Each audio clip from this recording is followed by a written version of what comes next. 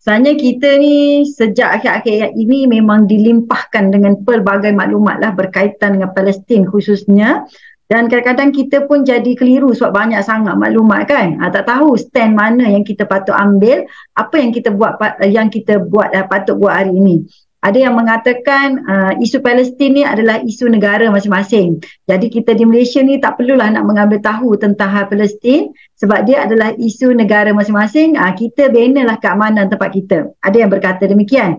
Ada yang kata apa yang berlaku dekat Palestin tu kerana kebodohan mereka. Sebab mereka menyerang tanpa kecerdikan, tanpa strategi, tanpa peralatan yang betul. Jadi mereka lah yang bodoh sebab mereka pergi serang orang yang hebat. Ada juga yang berpandangan demikian. Ada juga yang berpandangan ini adalah akhir zaman dan kita kena bersedialah untuk memasuki World War III lah. Jadi kita ni stand yang mana satu ni Ustazah dan sahabat-sahabat semua. Nak pegang yang mana ni? Sebab itu kita apa-apa pun kena balik kepada agama lah. Pertama saya nak sebutkanlah di dalam Al-Quran, kalau kita ni masuk kepada bulan Ramadan, Rejab, Syaban, Ramadan, biasanya kita akan diperdengarkan dengan ayat Al-Quran berkaitan dengan Masjidil Aqsa. Dalam surah Al-Isra ayat pertama. Bismillahirrahmanirrahim. Subhanalladzi asra bi'abdihi laylan minal masjidil haram ilal masjidil aqsa alladzi barakna hawlahu linuriyahu min ayatina innahu was-sami'ul basir. Sadaqallahul azim.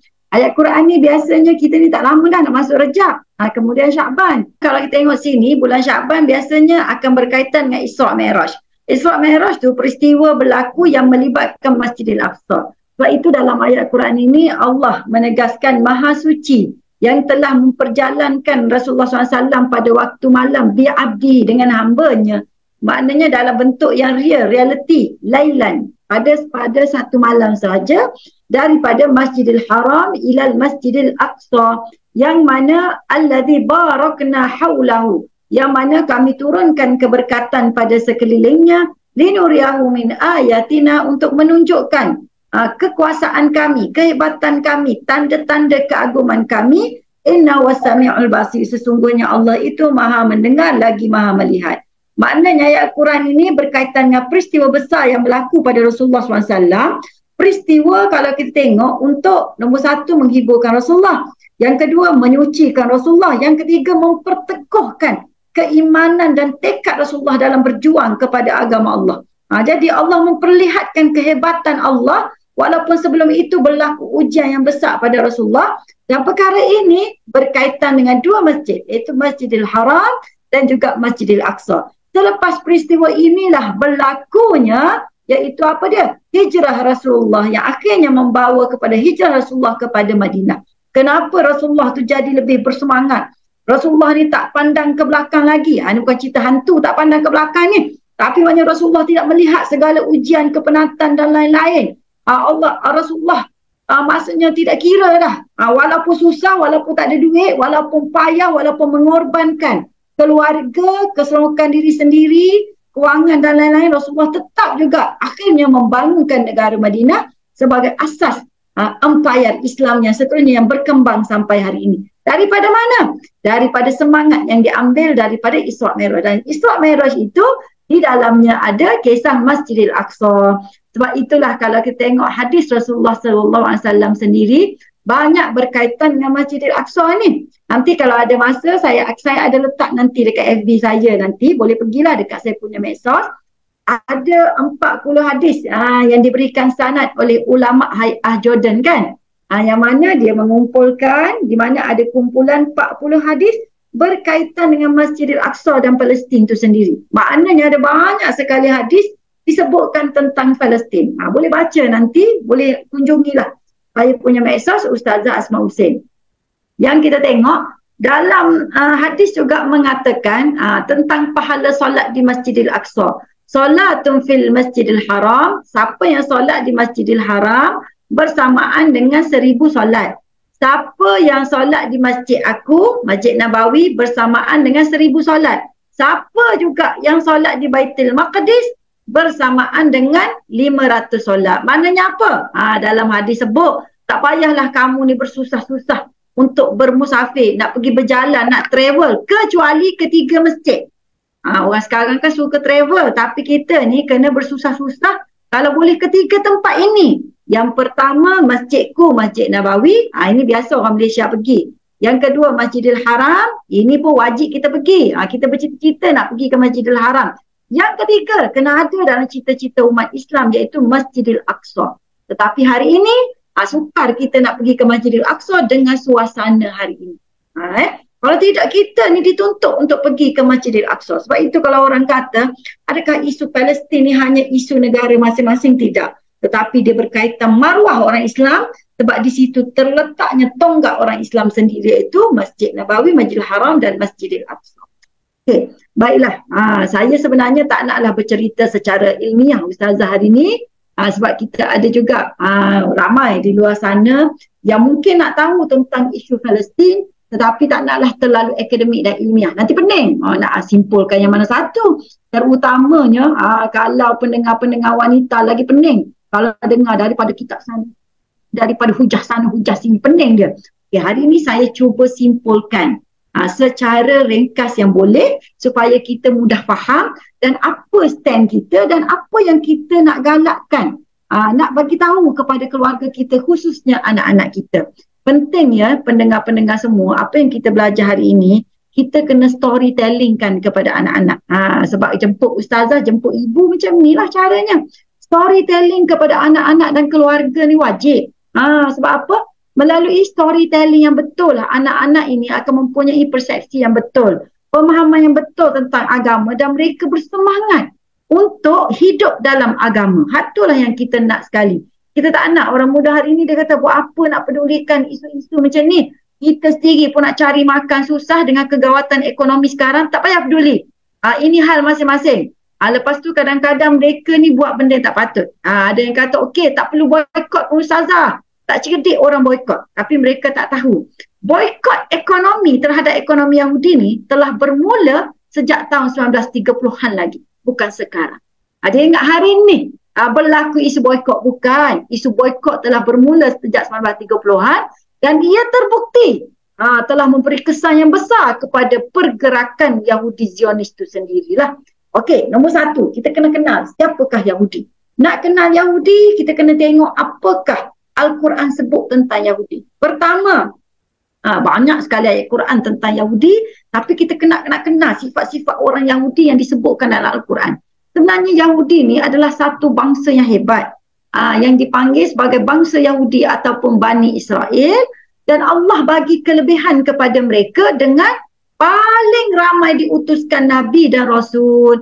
Tetapi perbuatan ini tidak menjadikan mereka ni bersyukur, malah mereka rasa bangga. Dan ada juga kita tengok dalam sejarah dirakamkan Bani Israel ni menderhaka kepada Allah SWT, melakukan kerosakan di muka bumi. Saya cerita ni bukan dongengan, tetapi yang kita ambil direct daripada Quran dan juga hadis. Antaranya Al-Quran menyebutkan dalam surah Al-A'raf ayat 148 yang mana golongan Yahudi ini mereka mudah terjerumus ke dalam kekufuran. Tentunya ketika itu berkaitan dengan kisah Nabi Musa, apabila Nabi Musa ni berangkat ke Gunung Tursina untuk bermunajat dan menerima wahyu daripada Allah. Kita ingat kan? Masa tu Nabi Musa ni minta nak tengok Allah, nak bermunajat betul-betul kepada Allah. Tetapi ketika itu bila Nabi Musa tinggal saja pengikut dia sekejap, terus pengikut baginda tu yang bernama Samiri membuat patung anak lembu daripada emas yang dipinjam daripada bangsa Kipti. Bangsa Kipti inilah yang salah satu daripada isteri Nabi ketika mereka berada di Mesir. Dan Samiri itu menggunakan patung tersebut bersuara seperti lembu. Nak ceritanya, bila Nabi mereka pergi bermunajat, sambil duk mendengar dah ni ajaran Rasulullah ni, sambil duk ikut Rasulullah, boleh dia membuat berhala, nak tunjukkan kehebatan dan dia lawan.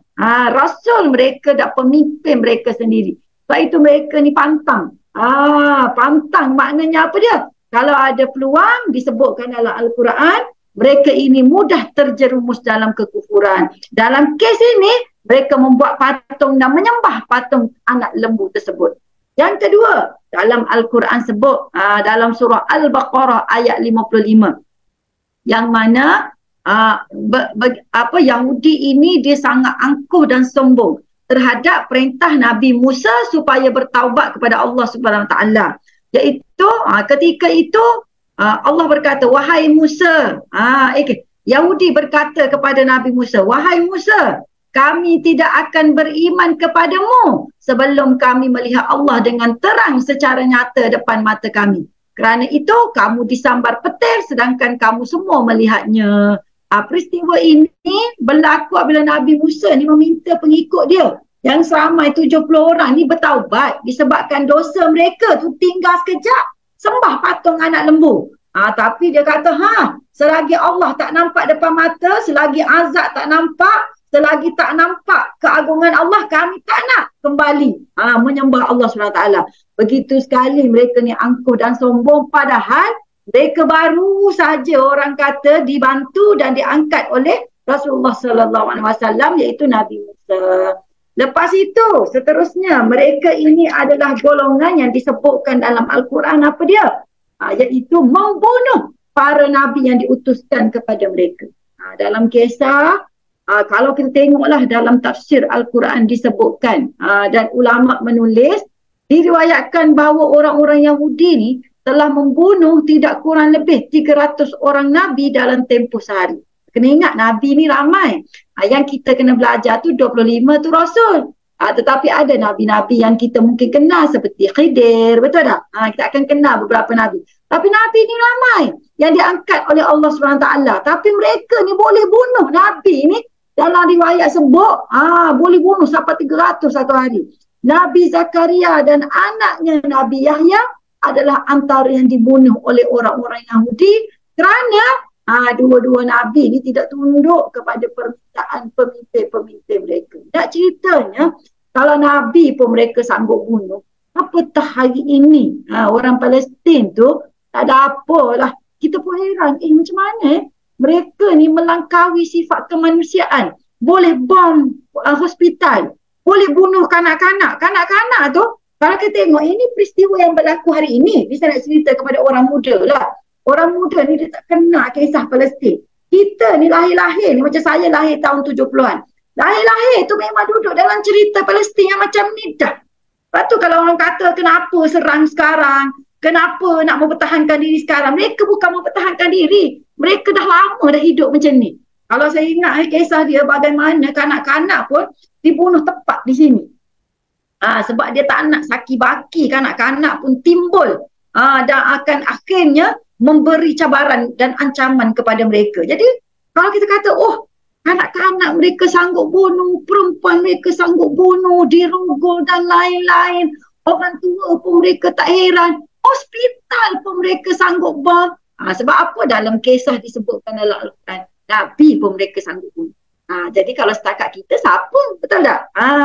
Lepas tu, dalam Al-Quran juga disebutkan, dalam surah Al-Baqarah ayat 71, mereka ni suka berdolak-dalik dalam melaksanakan suruhan Allah Subhanahu Wa Taala. Kita ingat kisah kan? Bagaimana berkaitan dengan lembu juga ni. Yang mana ketika itu Nabi Musa kata, kita ni diperintahkan untuk menyembelih seekor lembu. Dan memukul bahagian badan, dan dia kata mengarahkan Bani Israel menyembelih seekor lembu dan memukul bahagian badan lembu itu kepada mayat. Tapi orang Yahudi tak puas hati. Dia nak tanya, lembu warna apa? Lembu besar mana? Lahir bila? Contohlah, orang kata lembu, cukuplah lembu. Jadi bila tanya banyak-banyak tu jadi lain lah, betul tak? Tanya begitu, tanya begini, tanya begitu. Akhirnya oleh kerana sifat mereka ni suka berdolak-dalik, duduk bersoal jawab, suka beralasan ni, akhirnya macam mana? Daripada mereka tanya-tanya, mereka terpaksa membeli dengan harga yang sangat mahal, iaitu dengan tukaran emas seberat kulit lembu tersebut. Ini huraian ini boleh tengok dalam surah Al-Baqarah ayat 71. Seterusnya, ini benda penting juga disebutkan dalam Al-Quran, yang mana golongan Yahudi ini telah mengingkari janji dan menyelewengkan kitab Taurat yang diturunkan kepada mereka. dalam Al-Quran disebut Allah melaknat orang-orang Yahudi. Boleh tengok dalam surah Al-Ma'idah ayat 13.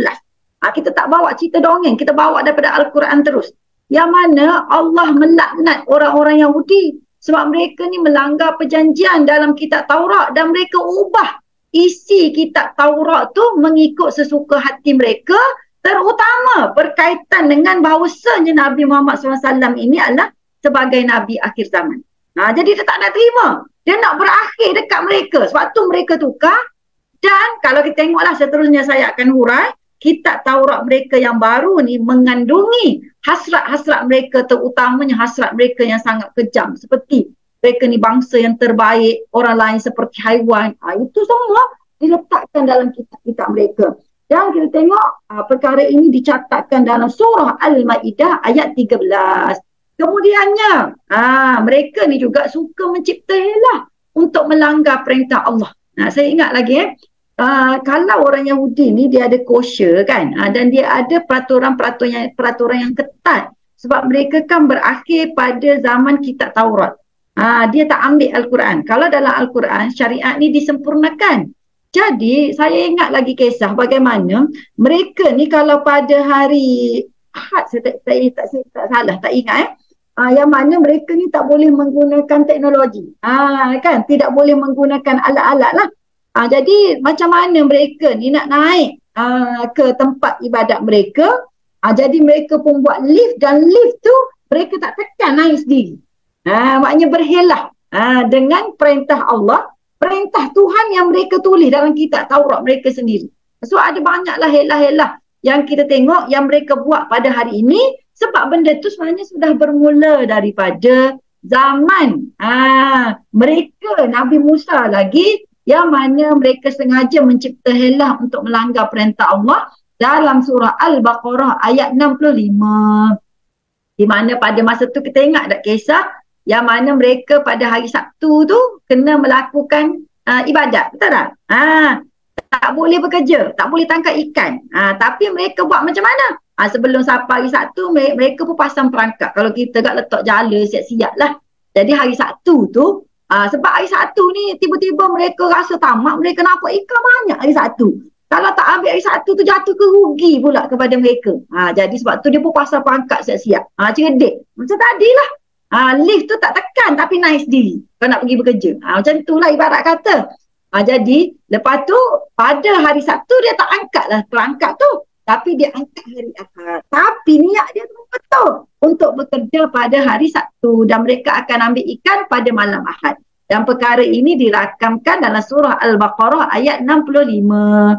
Lepas tu mereka ni juga kalau kita tengok dalam ayat Al-Quran menyebutkan, ni saya pilih-pilih je Ustazah, sebab ada banyak sangat ayat tentang mereka. Saya pilih-pilih yang penting ada kaitan dengan kita hari ini. Mereka ni bercita-cita untuk menyesatkan orang-orang beriman supaya kembali kepada kekufuran. Banyak dalam kalangan ahli kitab Yahudi dan Nasrani menginginkan agar mereka dapat mengembalikan kamu semua, iaitu kita lah, menjadi kafir setelah beriman. Kerana mereka dengki terhadap diri mereka sendiri. Kerana apa? Kerana apabila Rasulullah SAW dibangkitkan menjadi Rasul, ternyata ciri-ciri yang disebutkan dalam kitab mereka tu ada pada Rasulullah SAW. Oleh itu maafkanlah dan biarkanlah mereka sehingga Allah mendatangkan perintahnya. Sesungguhnya Allah Maha Kuasa atas tiap-tiap sesuatu, iaitu dalam surah Al-Baqarah ayat 109. Memang sejak daripada dulu lagi sifat hasad dan dengki orang Yahudi dan Nasrani ini terhadap orang-orang beriman tu memang wujud. Kerana apa? Sebab mereka nampak, rupanya yang dikatakan umat terakhir ini, Nabi terakhir ini. Jadi mereka letak cita-cita kalau boleh kita ni kembali kepada kekufuran. Sebab itu kita akan tengok dalam perancangan Zionis nanti apa yang mereka buat, dan kita dengar macam kita tengah lalu. Kita akan bincang sekejap lagi lah. Yang ke-11, mereka ini sentiasa memusuhi umat Islam. Yang ni kita selalu dengar ayat ni dalam surah Al-Baqarah ayat 120. Walan tarda ankal yahud walan nasara hatta tattabi'a millatahum. Mereka itu tidak akan reda, iaitu Yahudi dan Nasrani, sehingga kita ikut agama mereka. Ayat ini memang ayat yang sentiasa kita ulang.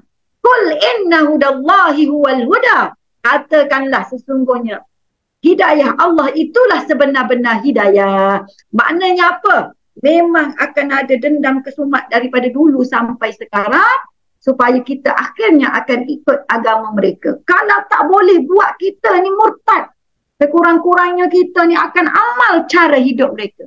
Sebab tu pada hari ini kita tengok gejala yang berlaku di dalam orang Islam yang berkaitan dengan gejala sosial. Bukan semata-mata sebab kita terpengaruh nafsu semata-mata, tapi itu adalah sebahagian daripada perangai. Apabila kita tak ikut cara hidup Islam, maknanya apa dia?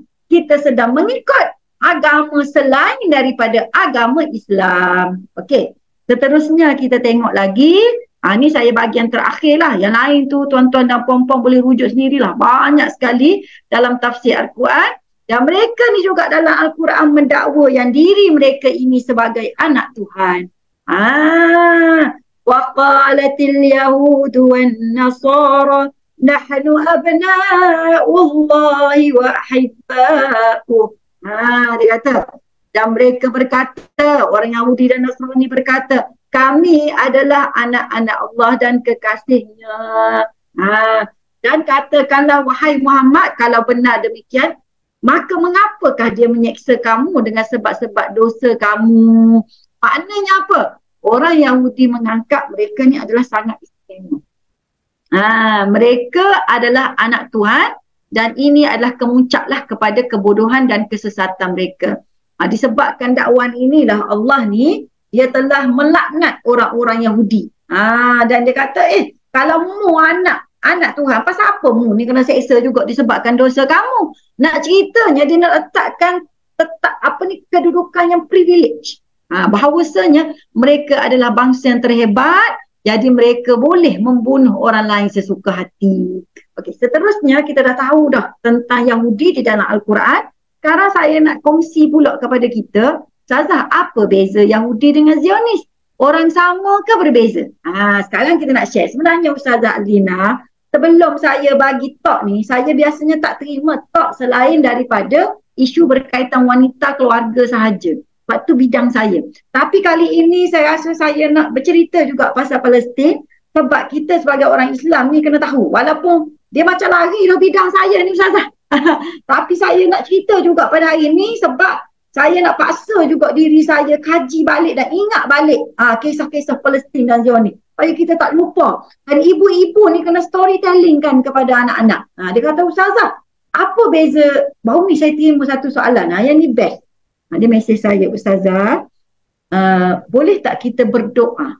Dia kata macam ni, Ya Allah, Ya Tuhanku, kau masukkanlah Islam, lembutkanlah hati orang-orang Yahudi supaya tidak membantai orang-orang Palestin. Dia kata supaya tidak memerangi dan membunuh orang-orang Palestin. Dia kata, Ustazah, kita patut ni, dia kata, berdoa kepada orang Yahudi supaya mereka ni masuk Islam, dia kata. Sebab apa? Bukan Yahudi, dia guna perkataan Ustazah, Zionis. Kita patut berdoa kepada Zionis supaya mereka ni masuk Islam, Ustazah. Sebab dia kata, kalau kita tengok Rasulullah sendiri pun berdoa kepada orang-orang bukan Islam supaya masuk Islam. Contohnya dalam kes Omar, masukkanlah Islam Omar antara dua Omar. Akhirnya yang masuk Islam adalah Umar Al-Khattab yang adiknya nama Fatimah. Dia bagi hujah tu kat saya. Saya kata, Puan, Zionis dan Yahudi ni berbeza. Yahudi ni adalah bangsa yang 12 keturun daripada Nabi Ibrahim. Palestin tu juga, bangsa Palestin Arab yang ada sekarang ni pun adalah daripada keturunan 12 tu juga. Jadi apakah yang memberi hak kepada orang Yahudi untuk masuk? Mula-mula dia nak tumpang. Tapi dia masuk, kemudiannya dia menguasai Palestin, menghalau besar-besaran orang Palestin, bunuh secara terhormat. Apa yang memberikan hak pada mereka? Dia kata, itu kan tanah air asal mereka, Ustazah. Dia kata, orang Palestin pun tanah asal yang sama. Mereka juga adalah daripada 12 keturunan. Jadi apa beza mereka dengan Yahudi sekarang? Dia kata, kalau gitu, doa kepada Zionis. Saya kata, Zionis ni ada suatu gerakan. Dia bukan bangsa. Yang mana ada Yahudi ni, memang dia ni berpegang kepada kitab Taurat. Satu. Yang kedua, ada Yahudi yang memegang fikrah Zionis. Saya guna perkataan fikrah, baru faham sikit. Mereka ni menganut gerakan Zionis. Zionis ni gerakan. Jadi kalau kita nak berdoa, ya Allah ya Tuhanku, kau masukkanlah Zionis ke dalam Islam. Macam mana? Sebab Zionis ni gerakan. Faham tak? Jadi gerakan ni bukan manusia. Dan Zionis ni dia berlangsung daripada dulu sampai sekarang non-stop. Gerakan tu dia ada hala tuju. Sebab tu orang kita ni, dia berkata, kalau gitu Ustazah, macam mana Ustazah kita nak berdoa? Saya kata, doa supaya diselamatkan Palestin. Kalau nak berdoa pada Yahudi, boleh. Tetapi jangan lupa kunut nazilah saya sebut. Sebab ini diajar oleh Rasulullah SAW. Sebab dia tak nak baca kunut nazilah. Sebab dia nak nampak harmoni. Saya kata, awak ni terlampau aman di Malaysia ni. Sampai tak tahu hal yang berlaku di sebalik kain kita juga. Dia duduk dalam kain juga peristiwa ni. Tetapi kita tak perasan sebab kita terlalu aman ni. Jadi kita pun kata, oh kita kena harmoni. Kalau doa pun harmoni, tak boleh kunut nazilah. Dia pun baru faham, oh Zionis ni gerakan dia Ustazah. Yahudi ni bangsa. Saya kata, ya ada bangsa Yahudi yang masuk Islam ada. Ada Ustazah? Ya ada. Bangsa Joseph Sah? Memang ada. Cuma majoriti mereka menganut gerakan, bukan menganut, mengikut fikrah ataupun gerakan Zionis. Mereka ada usaha mereka sendiri Ustazah. Saya kan pernah dapat maklumat yang mereka ni pun ada macam kita juga, sistem madrasah, sistem pondok untuk melatih orang-orang mereka. Sama lah sebab mereka pun ada sekolah pondok macam kita juga.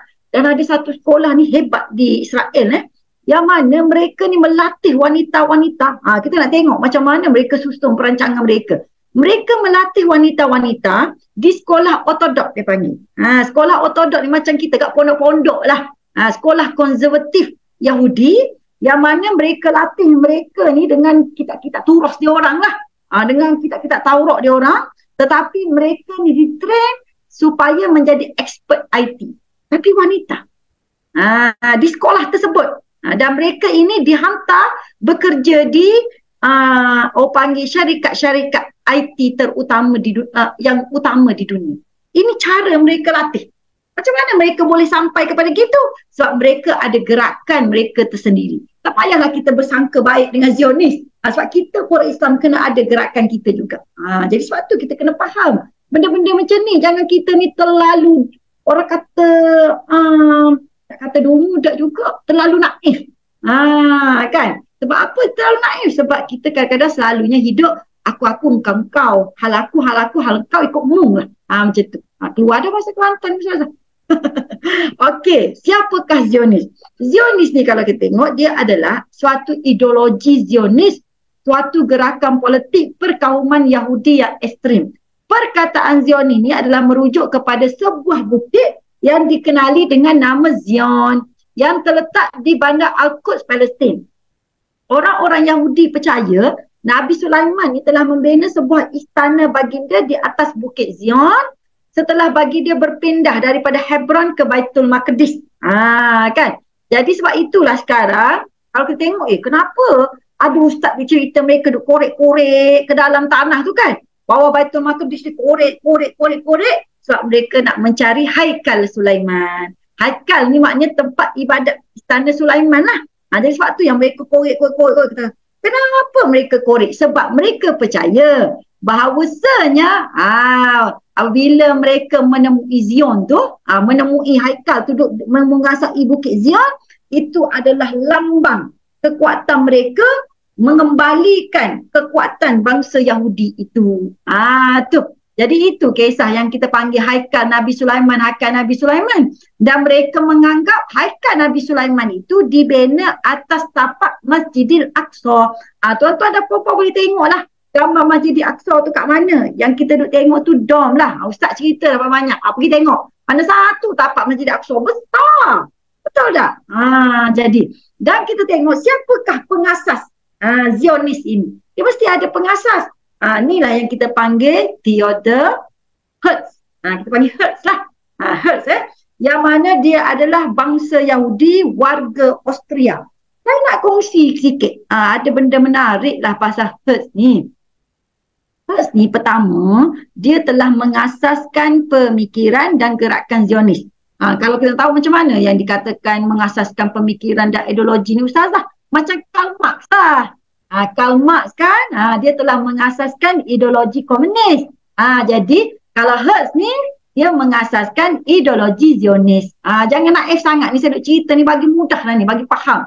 Dan dia telah menghasilkan satu buku yang dipanggil sebagai The Jewish State. Yang mana dalam buku tu ada idea radical herd yang mengatakan bahawasanya mereka mesti mengasaskan kembali negara Yahudi. Itu yang dia panggil Jewish State. Dan dia juga, dia sebenarnya gerakan Zionis ni mula-mula berlaku antara tarikh 29 hingga 31 Ogos 1897. Tapi bermula tu dalam tahun 1895 macam tu lah. 80-an ni, 18. Kita kena ingat sejarahnya lebih kurang je dengan tanah Malaysia. Tanah Melayu sekarang ni. Tanah Melayu mula dimasuki oleh penjajah British tu bila? Iaitu bila? 1874. 20 Januari, masuk ke mana?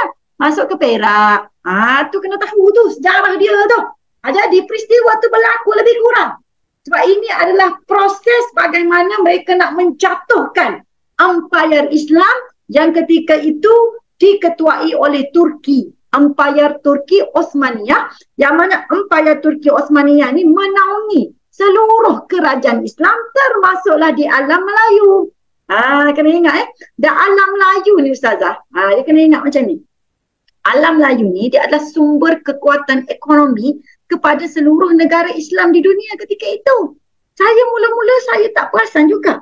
Sebab bila kita baca tentang sejarah Melaka lah kan, kita rasa macam alah sejarah Melaka ni kita je rasa hebat. Kita je rasa tak ada apa-apa, betul tak? Kita je rasa macam wah kegemilangan, keagungan. Tidak. Bila tuan-tuan dan puan-puan cuba pergi ke Melaka, dia ada satu muzium tu yang cerita tentang macam mana daripada kebangkitan Melaka sampailah kepada kejatuhan Melaka dan kemasukan Belanda, Inggeris dan lain-lain. Kat situ kita akan perasan bahawasanya, dan saya baca dalam buku-buku sejarah, antara sumber kekuatan lah orang Islam ketika itu adalah Melaka sebagai pusat, apa dia? Bukan lingua franca tu, apa lingua franca je kan? Lingua franca tu bahasa. Sebagai pusat pelabuhan dan pertukaran barangan di dunia. Sebab kita kan duduk tengah-tengah. Lepas tu tempat pelabuhan kita tu sesuai untuk kapal-kapal besar. Kalau Ustazah tengok, kita bermula dengan Pasai. Pasai pun pelabuhan sebab tempat tu sesuai. Lepas tu Melaka pun pelabuhan sebab tempat tu sangat sesuai untuk kapal-kapal besar. Lepas tu daripada Melaka pindah ke Aceh, lepas jatuh Kota Melaka pun pelabuhan. Kalau kita ingat jadi kawasan kita ni kawasan yang sangat cantik. Dan di sinilah ada hasil bumi yang banyak. Dan dia jugalah yang memastikan kekuatan ekonomi orang Islam seluruh dunia bertukar di situ. Daripada barat pergi situ, daripada timur pergi situ, situ pusat dia. Sebab itu kalau nak jatuhkan kerajaan Islam, mereka mesti menjatuhkan dulu Kota Melaka. Nampak tak? Jadi apabila Kota Melaka ni pening, jatuh, pergi ke Aceh, lepas tu ditambah pula kekuatan ekonomi orang Islam semakin berkurangan. Lepas tu timbul pula terusan Suez yang mana mereka tak perlu bergantung lagi kepada negara Islam, mereka direct kepada negara Eropah hasil-hasil ekonomi, betul tak? Ketika itu bermulalah kejatuhan besar-besaran negara Islam. Lepas tu kita kena faham, adakah Palestin bukan berkaitan kita? Berkaitan dengan kita. Bila saya cerita pasal Melaka ni baru perasan, oh macam tu, ya. Lepas ni jangan kita anggap kita ni lemah. Ada 1874 tu, mula-mula masuk ke mana? Pulau ke Pangkor, Perak, Perjanjian Pangkor. Saya hafal Ustazah ni, 20 Januari 1874. Dan ketika ini kalau tengok, protokol Zionis ini bermula antara 29 hingga 31 Ogos 1897 apabila berjaya menghimpunkan dia buat konvensyen yang pertama. Yang mana dalam konvensyen yang pertama ni, Herz ni, tak tahulah dia panggil apa nama betul dia, Herz. Kita panggil, kita boleh tengok lah. Tengok Wikipedia pun boleh. Kalau malas sangat, pergi tengok Wikipedia. Ustazah ni tipu ke betul duk cerita ni.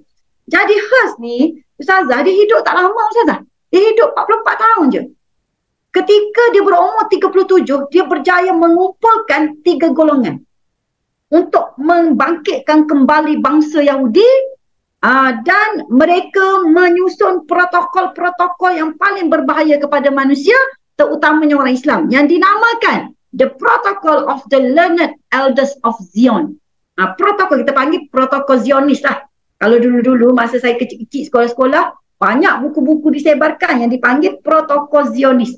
Cuma budak sekarang je mungkin dia tak terdedah sangat. Sebab peristiwa Palestin ni bukan sekarang Malaysia support Palestin. Sejak daripada zaman dulu. Saya ingat lagi zaman saya kecil, Ustazah. Yang mana ketika itu Malaysia ni buat kutipan derma besar-besaran. Baca doa dah masa tu ni. Derma besar-besaran melalui masa tu tak ada lah internet-internet macam sekarang. Lagi telefon. Dapat kumpulkan berapa masa tu. Nak ceritanya masa tu kita dah tahu dah tentang protokol Yahudi. Tapi nama sebenar dia adalah The Protocol of the Learned Elders of Zion. Zion tadi Bukit Zion tu lah. Jadi saya akan bacakan apa protokol-protokol dia. Jadi dia umur masa tu 37. Nak ceritanya dia muda masa tu. Kita orang muda kita tahu mana lagi. Stand kita terhadap Islam pun tak tahu apa. Terpengaruh cepat dengan gerakan-gerakan musuh dan benda-benda yang bersalahan dengan akidah. Pening Jaid nak urus akidah-akidah orang Islam. Betul tak? Saya tahulah. Sebab kawan-kawan saya dekat Jabatan Agama Islam pening nak menguruskan akidah-akidah yang baru ni. Ancaman-ancaman akidah melalui gerakan TikTok lah macam-macam sekarang kan. Globalisasi ni. Jadi dia ketika ini umur 37. Dan dia himpunkan 3 golongan utama, Ustazah. Iaitu apa dia? Pertama, dia himpunkan golongan akademik Yahudi yang utama di dunia. Dia panggil bersidang akademik. Yang kedua, peniaga yang hebat-hebat. Yang ketiga, ahli politik. 3 golongan ini dipanggil dan disatukan dalam mesyuarat kongres sehingga terlahirnya protokol-protokol. Apa kepentingan 3 golongan ini? Sebab tu kita jangan pandang remeh. Kalau ada anak, biar anak kita ni sampai ke peringkat ini. Tengok Hazal 37. Tapi kita orang Islam tak heran. Usamah 18 tahun jadi panglima. Betul tak? Dalam sejarah kita Al-Fatih muda. Belum 30-an. Kita je rasa sekarang Hazal ni hebat. Hazal ni Ustazah dia ibarat macam Nabi lah kepada orang Yahudi. Tapi dia mati umur 44. Walaupun dia mati muda tetapi gerakan dia berkembang sampai sekarang dan dia dianggap sebagai orang kata idola lah bagi orang Yahudi. 37. Kita orang Islam awal lagi. Tapi kita ni kadang-kadang salah mengagungkan. Jadi kenapa dia pilih tiga kategori? Pertama, ahli akademik, pemikir. Sebab ahli akademik ni perlu. Mereka ni lah akan buat kajian. Mereka ni lah akan mempengaruhi pemikiran. Mereka inilah yang akan membangunkan inovasi-inovasi baru. Yang berfikir secara dasar yang jelas. Sebab tu pada hari ini golongan akademik dalam negara kita ni sangat penting. Kalau golongan akademik kita mula lemau, mula kejar pangkat, akademik ni termasuk ulama lah. Akademik, ilmuwan, cendekiawan, ulama, ini yang dipanggil sebagai golongan akademik. Mereka ni kerjanya berfikir, mengajar, membangunkan, mengkaji. Ini kerja ahli akademik. Mereka ini yang kena berfikir bagi pihak kita. Kalau mereka ini mula lemau dari sudut pemikiran, ketika itu bermulalah kejatuhan kita, orang Islam itu sendiri. Sebab itu kalau Yahudi ni dikumpulkan ahli akademik. Yang kedua, peniaga. Pasal apa? Sebab peniaga ni untuk menguasai ekonomi seluruh dunia. Sebab tu hasil daripada protokol Yahudi ni akhirnya lahir konglomerat yang hebat di dunia. Tetapi kalau kita tengok di belakangnya adalah Yahudi. Sebab tu payah. Kita sekarang suruh boykot pening. Ustazah, lepas tu nak makan apa? Nak minum apa? Nak pakai apa? Semua kena boykot. Lepas tu kenapa tak boykot telefon? Kenapa tak boykot ni? Gini Mung nak bagi tahu. Kalau tak boleh boykot semua, janganlah tak boykot semua. Ambil hak mana boleh boykot. Hak mana kita rasa terpaksa guna tu kita guna. Tetapi minimumkan lah. Tetapi dalam masa yang sama kena letak tekad dalam diri kita untuk kita bangunkan diri. Ya macam tu. Ini alah ni pun tak boleh pun nak buat apa? Bangun kelu. Jangan bangun kelu. Banyak sekarang alternatif. Alhamdulillah. Kalau zaman sekarang, kalau zaman saya kecil dulu Ustazah, memang susah. Kalau boykot, tak tahu nak apa. Sebab semua benda kena boykot. Tapi sekarang ada banyak alternatif. Produk tempatan pun banyak. Tapi kadang-kadang kita ni, kenapa nak boykot? Ada kesan pun. Awak rasa tak ada kesan? Kalau rasa tak ada kesan, pasal apa harga murah sekarang? Produk-produk tertentu. Macam tu nampak tak? Saya dah campaign semua dah ni. Belilah produk Malaysia.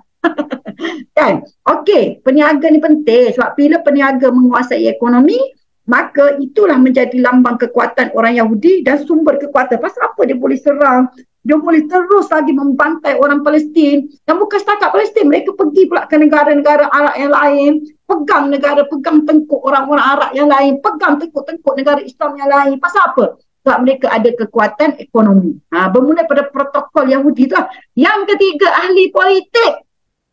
Kita ni kata, politik ni malas lah, kotor Ustazah, tak nak join politik. Malah ambil tahu ikut mulah nak jadi apa pun. Yang penting kita ni perut kita ni. Kan? Kita ni senang. Awak jangan main-main. Orang Yahudi dia akan pegang ahli-ahli politik. Contohnya dekat Amerika, mereka akan pegang ahli politik terutamanya yang banyak kes. Yang ada masalah kewangan. Bila mereka pegang ahli-ahli politik di Amerika, saya nak bagi tahu, rakyat dia sendiri membantah apabila banyak dana-dana Amerika ni pergi ke Israel dan Yahudi. Dia kata, kenapa kita nak kena support mereka? Kita rakyat sendiri ni pun kebuluran. Kita rakyat sendiri pun banyak gelandangan. Mereka marah. Tapi pemimpin tak boleh nak buat apa. Sebab pemimpin telah dipegang tengkuk-tengkuk. Kan? Macam mana mereka pegang tengkuk? Sebab mereka akan naikkan pemimpin terutama yang ada masalah korupsi, yang ada masalah kewangan, yang ada isu-isu dari sudut orang kata integriti, akhlak dan lain-lain. Supaya apa? Supaya mereka mudah pegang. Tapi saya nak ceritanya mereka ni cerdik, mereka pegang ahli politik. Sebab itu kita di Malaysia ni kita kena berhati-hati tentang perkara ini. Jangan anggap, jangan berfikir, jangan begitu. Tak. Sebab kalau kita tengoklah macam mana British masuk ke alam Melayu, British masuk Pulau Pangkor, jajan Pangkor 1874. Awak belajar dalam sejarah. Tapi dia jadi naif bila nak orang kata menyambung-nyambung otak ni dia tak bersambung dengan yang kita duk belajar dulu. 1874 tu apabila masuk tu, apa yang berlaku? British kata okey, urusan hal ehwal Islam dan adab Melayu, Islam pula berkaitan dengan personal, nikah kahwin cerah mati, ini duduk di bawah sultan. Selain daripada itu, diletakkan di bawah urusan penasihat. Yang bahagi-bahagi ni apa dia? Inilah politik. Once dia pegang politik, apa yang berlaku? British kemudiannya menguasai ekonomi, menguasai pendidikan, menguasai tender-tender dan projek di Perak dan lain-lain. Dulu orang Perak, saya nak bagi tahu. Awak tak terfikir ke di Perak tu lombong-lombong tu asalnya siapa yang punya? Biji-biji tu siapa yang punya? Tanah-tanah di Perak ni siapa punya? Tiba-tiba lombong-lombong ni dimiliki oleh British. Macam mana? Melalui perjanjian tadi itulah. Siapa orang Melayu yang pribumi ni nak buka lombong sendiri, yang nak berniaga sendiri tak dapat permit. Kenapa tak dapat permit Ustazah? Itu cerita asal dia. Kita ni kalau nak pergi buat hospital sendiri, kita pun ada kontraktor. Kita orang Melayu bukan bodoh sangat masa tu. Pun dah ada sekolah apa. Betul tak? Lagi jadi kontraktor nak buat hospital, nak buat sekolah. Tak boleh. Kena pakai permit dia. Kita tidak dibenarkan buat permit. Orang-orang rakyat biasa diletakkan di kampung, bagi sekolah Melayu supaya cerdik sikit daripada ayah dia. Tak cerdik pandai, dimatikan watak-wataknya. Tak bagi permit. Akhirnya bila tak bagi permit, macam mana kita nak melombong? Itu lombong dikuasai oleh British. Jadi otak ni kena cerdik sikit kita. Macam mana dia boleh pegang permit tu? Sebab dia pegang kuasa politik. Ni cerita lah zaman dulu.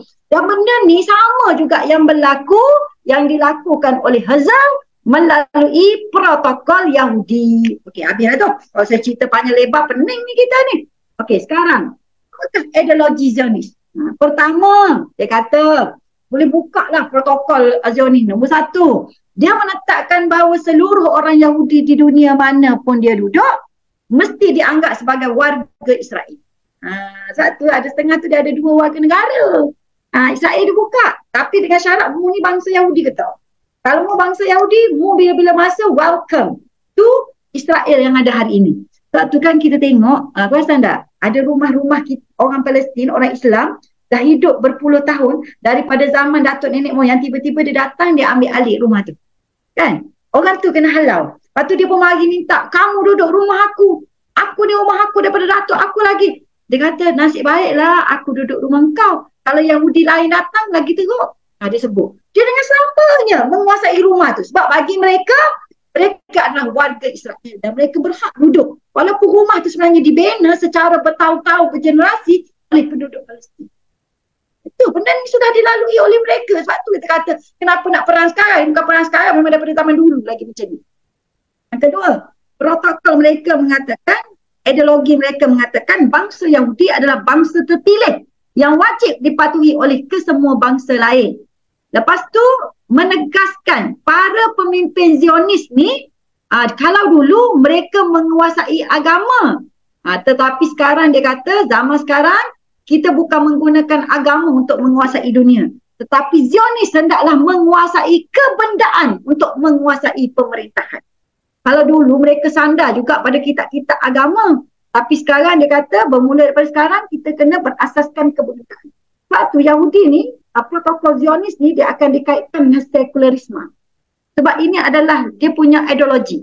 Yang keempat, menganggap bahawa cara terbaik untuk menakluki dunia adalah dengan menegakkan sebuah kerajaan yang melaksanakan prinsip kekerasan dan kekejaman dalam pemerintah mereka. Dia kata, kalau nak bangunkan Jewish state, memang tak ada cara lain. Kena guna kekerasan dan kekejaman. Sebab apa? Sebab orang Islam ni dia kuat. Walaupun dia nampak lemah ketika jatuhnya kerajaan Turki Osmaniyah, tapi nak masuk dan menguasai mereka secara lembut ni bukan mudah. Jadi tak ada cara lain, kena gunakan kekerasan. Kena gunakan cara helah, kena gunakan cara kejahatan, barulah dapat mengusir orang-orang Palestin dan seterusnya mereka akan berkembang ke negara Arab yang lain. Tu asal cerita dia. Sebab tu dia kata kena guna kekerasan. Sebab sifat tu dia payah nak guna cara lembut. Meyakini bahawa orang Yahudi adalah bangsa pilihan yang digunakan oleh Allah, keistimewaan yang tidak terdapat pada bangsa lain. Menegaskan politik adalah sinonim dengan kerosakan akhlak. Sebab itu kalau politik ni mesti dibuat secara tipu helah, tak ada masalah. Konspirasi tak ada masalah. Sifat-sifat buruk wajib dalam politik. Dan dia kata, kalaulah kita menjalankan kerja-kerja politik dengan jujur, itu adalah manifestasi kebodohan dan kehinaan. Sebab mereka nak cepat sampai Jewish state. Jadi dia kata lepas ni, jangan kita jadi bodoh sangat sebagai ahli politik. Jangan jujur sangat. Gunalah cara apa pun yang penting. Dia kata kita dapat menguasai dan mencapai matlamat gerakan Zionis kita. Itu dia punya protokol tu. Menghalalkan apa sahaja cara yang akan digunakan bagi mencapai sesuatu matlamat. Kalau perlu rasuah, rasuahlah. Kalau perlu khianat, khianatlah. Kalau perlu tipu daya, tipu dayalah. Ustazah, saya pernah pergi ke satu pameran di Turki sebelum COVID.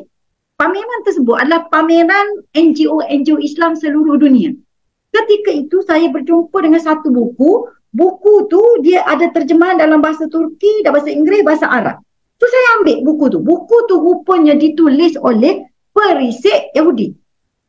Yang mana dia telah ditrain daripada kecil untuk menjadi perisik, menyamar dan masuk ke dalam orang Islam, berkelakuan seperti orang Islam, dan dia ditrain macam orang Islam. Dan kita tengok kat baguslah macam ulama dan sebagainya. Tapi rupanya dia ni memang kena buat report dan dia lah yang kena menjalankan kerja-kerja subversif di negara Arab. Dan kisah ini dibukukan selepas dia habislah bersara. Dia orang pun jenis tulis buku juga tu masalahnya. Jadi buku tu dapat diterjemahkan dalam bahasa Turki, Arab, dan saya ada buku tu. Dia cerita daripada tahun macam mana akhirnya jadi 1948 itu. Kan? 1948 tu maknanya kejatuhan Palestin lah. Mulanya Israel masuk ke dalam negara Yahudi, masuk ke dalam negara Palestin. Okey, apakah modus operandi gerakan Zionis? Ini kita kena belajar sebab dia ada kaitan dengan kita. Pertama, mereka menjadikan matlamat utama golongan Zionis iaitu apa dia? Mereka mesti menguasai dunia. Nombor satu, apa-apa pun menguasai dunia.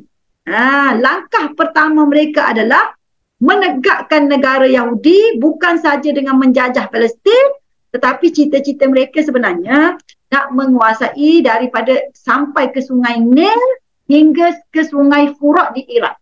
Sebab itu, pernah dengar tak pasal peperangan Sittah Oktober? Kalau siapa pernah pergi Mesir, ni Ustazah tak pasti belajar kat mana dulu. Ustazah belajar kat mana dulu? Saya UKM je. UKM, tak apa. Tak, siapa saya nak ceritakan ada kawan-kawan kita belajar di Mesir. Kalau siapa yang dia belajar di Mesir, wajib pergi ke Sinai. Sinai ni kalau kita pergi, sampai sekarang pun dia macam ada pasukan keselamatan lah akan iring kita. Masa tu saya pergi sebagai pegawai lah. Pegawai bersama dengan pegawai JAKIM kan. JAKIM, JAID masa saya tak perasan ada kedak wakil. Tapi daripada Pahang ada. Beberapa daripada Jabatan Agama ni bersama dengan kami pergi ke sana lah, dan kami buat juga lawatan ke Sinai. Daripada situ dia memang escort lah dari sudut keselamatan. Dan rupanya Sinai ini dia terlibat dalam peperangan, dia panggil 6 hari. 6 hari yang mana di situ kita nampak mereka cuba menguasai lah tanah Sinai. Mereka cuba untuk menguasai lah sampai ke negara Mesir yang saya sebut tu tadi. Tapi ketika itu berlaku peperangan besar-besaran antara Palestin dan Israel, dan kemudiannya Sinai itu jatuh ke tangan Mesir sampai hari ini. Dia panggil Sitah Oktober. Kalau pergi ke Mesir, dia ada satu brand baju kulit, nama kedai dia Sitah Oktober. Kenapa nama Sitah Oktober tu? Sitah Oktober adalah tarikh di mana 6 Oktober jatuhnya Sinai ke tanah Mesir dan Israel berjaya dihalau. Dan mereka duduk kat tempat sekarang lah. Rupa-rupanya daripada dulu memang dalam protokol mereka nak menguasai daripada tanah Palestin sampai daripada terbentang daripada sungai Nil sampai ke sungai Furat di Iraq. So besarlah. Satu itu carangan mereka. Sebab tu sampai sekarang kita tengok sempadan-sempadan tu dia memang tak sama lah. Dan mereka pegang ahli-ahli politik sekeliling tu. Lepas tu mereka mewawalkan prinsip kebebasan dalam politik dengan matlamat menguasai majoriti. Lepas tu membantu menjayakan revolusi di mana-mana negara selama mana bermanfaat untuk mereka. Jadi kalau ada revolusi mana-mana negara, benda tu boleh membantu mereka meluaskan kuasa mereka, meluaskan ekonomi mereka, so mereka akan tibak masuk jagung. Sebab tu bahaya. Sebab tu baru ni Persatuan Ulama Malaysia ada buat kenyataan. Saya daripada Persatuan Ulama Malaysia kan Ustazah. Jadi kita buat kenyataan sebab apabila berlaku penangkapan kita panggil perisik-perisik Zionis di Malaysia, so kita kata apa kaitan Zionis dengan Malaysia ni kita pun jadi pening kan, terutama orang muda yang tidak hidup seperti zaman tahun 80-an lihat benda-benda yang ini kan. Tapi kita buat keluar kenyataan supaya pihak kerajaan, khususnya pihak berkuasa yang berkaitan, supaya berhati-hati dan memastikan tidak ada perisik-perisik Zionis di Malaysia. Sebab tangkapan sudah dibuat. Itu yang kita jumpa. Benda ni tak mustahil. Bukan di Malaysia saja. Di seluruh dunia. Mereka ada terlibat terutamanya dalam revolusi-revolusi yang apa dia? Revolusi yang memenangkan mereka, yang membantu kekuatan mereka. Sebab tu kita kena berhati-hati adik-adik semua. Menanamkan bibit pecahan dalam keluarga dengan menggalakkan sikap mementingkan Islam. Itu keluarga hari ini kan kita mula mengalami keruntuhan. Sebab apa? Sebab apabila kalau dalam Islam ni, apabila runtuh keluarga, runtuhlah masyarakat, runtuhlah umat. So macam mana you nak runtuhkan sebuah kerajaan, sebuah umat, mesti runtuhkan kekeluargaan. Sebab tu hari ni betul lah. Aku engkau. Masing-masing pedulikan kerak masing-masing. Mempromosikan prinsip demokrasi mutlak sebagai cara memilih tampuk kepimpinan sebuah negara. Sebab apa? Demokrasi ni kan dia nampak menarik, nampak cantik. Satu kita di Malaysia, kita memang memegang demokrasi. Tapi dalam masa yang sama di Malaysia ni alhamdulillah, dalam perlembagaan kita ada ni beberapa klausa, beberapa peruntukan yang menjaga Islam, menjaga bangsa asal, menjaga keharmonian pelbagai kaum di Malaysia, mengiktiraf agama-agama bebas untuk diamalkan, tapi dalam masa yang sama Islam agama persekutuan. Sebenarnya tuan-tuan dan puan-puan, satu-satunya negara yang berjaya memasukkan Islam dalam perlembagaan tu adalah Malaysia lah. Negara lain tak sempat masuk. Kan lepas merdeka daripada penjajah kita sempat masuk. Sebab itu kita pertahankan perlembagaan tersebut. JAID pun ditubuhkan daripada perlembagaan tersebut lah. Gitu. Jadi kita kena faham sekarang benda-benda macam ni lah. Dan atas prinsip demokrasi dan harmoni, ni saya nak bagi tahulah. Sekarang dia panggil, kalau di peringkat dunia ni dia panggil agama Abraham. Siapa pernah dengar agama Abraham? Lepas ni cuba type Abraham Religion. Abraham Religion ni dia sebenarnya kalau kita tengok ni Syekh Ahmad Tayyib iaitu Syekhul Azhar, dia telah menyuarakan kebimbangan apabila meraihkan di Mesir ni Ustazah, dia ada satu pertubuhan namanya The Egypt Family House. Egypt Family ni bukan berkaitan dengan keluarga, maksudnya Egypt Family House ni dia nak menggalakkan, dia panggil peaceful coexistence antara agama. Dia menggunakan perkataan peaceful coexistence, maknanya keharmonian antara agama. Egypt Family House ni dia ada Syekhul Azhar pun ada dalam tu, Pop Kristian pun ada dalam tu, Pop Kristian pun ada dalam tu, dan dia menggalakkan dialog-dialog keamanan dan dialog-dialog agama. Tapi Syekh Al-Azhar ni, Syekh Ahmad Tayyib ni, Dr. Ahmad Tayyib ni, dia telah menyuarakan kebimbangan apabila UAE, Emirat Arab Bersatu, pada Ogos 2020 telah menandatangani satu perjanjian normalisasi antara hubungan UAE dan negara haram Israel. Sebelum tu Ustazah, negara Arab ni dia tak mengiktiraf negara haram Israel. Tetapi apabila ada perjanjian normalisasi ni pada Ogos 2020, ini melambangkan kekuatan Israel semakin kuat lah orang kata di negara Arab. Dan UAE ni kenapa Israel pilih UAE? UAE ni kalau kita tengok dia paling kurang bantuan lah hantar ke Palestin. Rakyat tu betul, politik tu dia pegang. Kalau dia pilih Qatar ni memang terkenal di kalangan negara Palestin, sangat membantulah orang-orang Islam seluruh dunia. Gitu. Jadinya agama Ibrahim ni dia adalah suatu orang kata senjata yang digunakan oleh Israel atas nama dialog agama. Tetapi sebenarnya dia adalah satu agama yang menggabungkan 3 agama besar dunia. Dia campur-campur saja. Dia macam kalau di kerajaan India dulu agama pluralisme tu. Yang mana dalam agama Ibrahim tu dia campur Islam sikit, dia campur Yahudi sikit, dia campur Kristian sikit. Dan tujuan dia apa dia? Menggalakkan dialog antara budaya dan agama dengan tujuan memajukan budaya keamanan antara 3 agama Ibrahim tadi, kan bawa Nabi Ibrahim kan keluarnya Yahudi, Kristian, Islam, dan demi tujuan je keamanan umat manusia. Ni dia buat zahir tag begitu. Tetapi Syekh Ahmad Tayyib mengatakan ada beza antara menghormati agama lain dan menganut agama lain. Apa yang cuba dibuat di UAE sebenarnya mencantumkan agama atas nama keamanan, peaceful coexistence. Sangat bahaya. Nampak harmoni, nampak bagus menghormati agama lain. Tetapi sebenarnya mana boleh Islam ni campur dengan agama lain? Benda tu dah ada dah dalam tamadun India dulu. Kalau kita tengok agama Nur Ilahi, siapa ingat kalau baca sejarah? Lupa habis dah sejarah ni. Kat UKM dulu saya ingat dah sejarah. Lupa habis. Agama din ilahi, ingat tak yang mencantumkan masa tu Buddha, Hindu, Kristian, Islam. Ni Abraham religion sedang muncul sekarang. Sebab tu kita tengok di Malaysia kan ada kan. Hari tu orang ni peranan agak jabatan agama lah. Jabatan agama lebih tahulah. Tapi kita nak cerita juga kepada rakyat supaya tahu ni betapa pentingnya peranan jabatan agama di setiap negeri kan. Untuk membasmi jenis ancaman akidah macam ni. Kan. Jadi Abraham religion ni diseronok lah.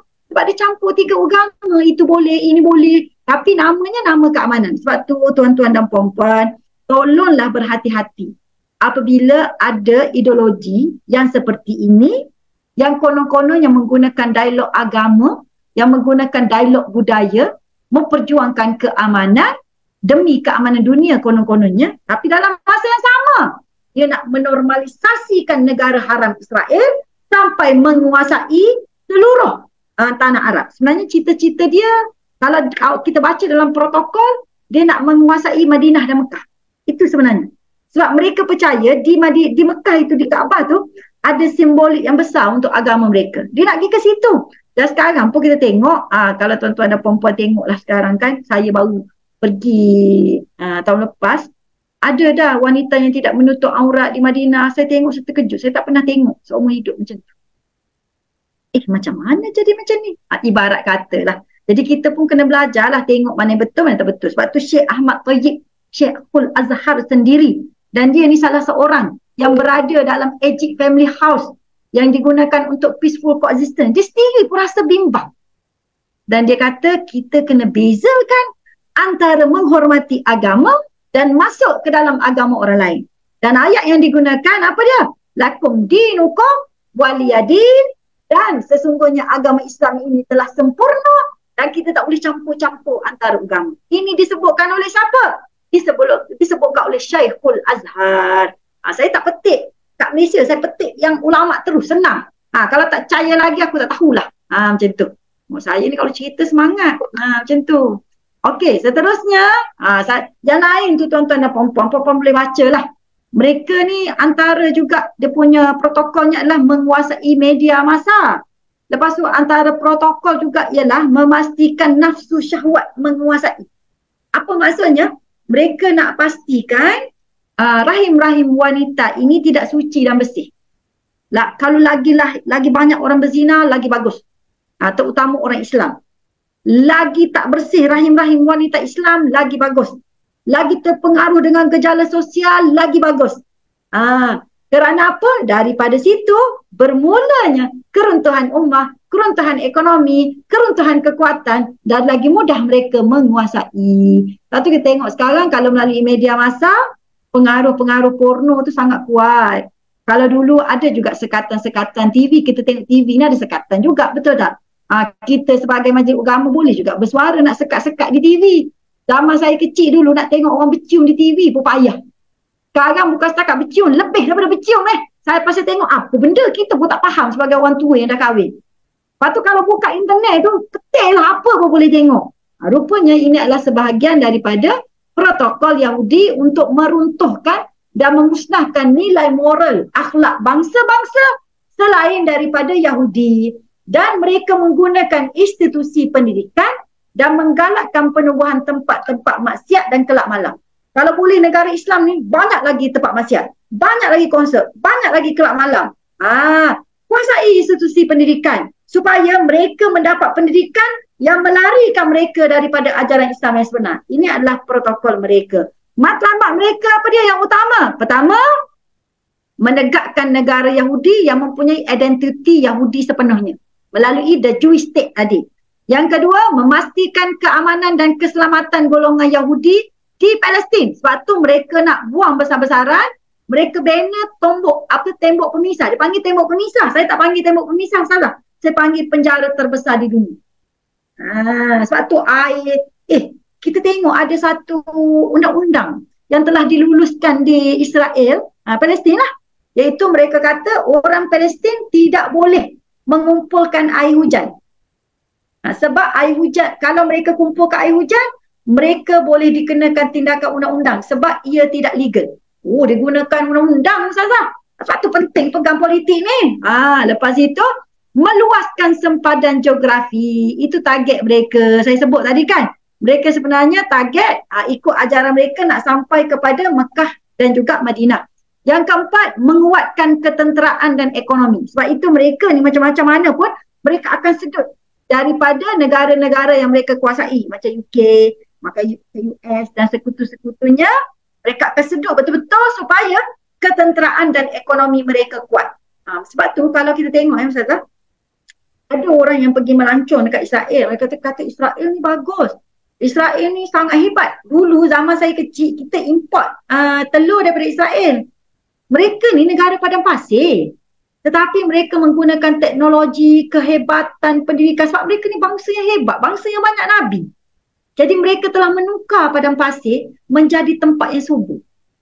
Masa zaman dulu kita kata, boleh ke padang pasir jadi tempat yang subur, jadi tempat pertanian? Dia sampai sekarang tempat pertanian yang hebat.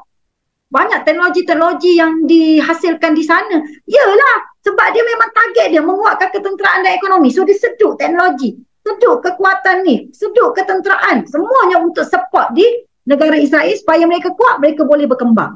Jadi kalau ingat dulu kita, Malaysia pun pernah import telur daripada Israel. Kemudian sekarang taklah. Sekarang kita dah ada banyak alternatif. Kita sekarang pun dah semakin cerdik dah sikit. Kan? Okey, antara Zionis dengan Yahudi, adakah kita boleh bezakan ke? Kira bersekali. Ini saya baca daripada kajian yang dibuat oleh JAIS, Jabatan Agama Islam Selangor.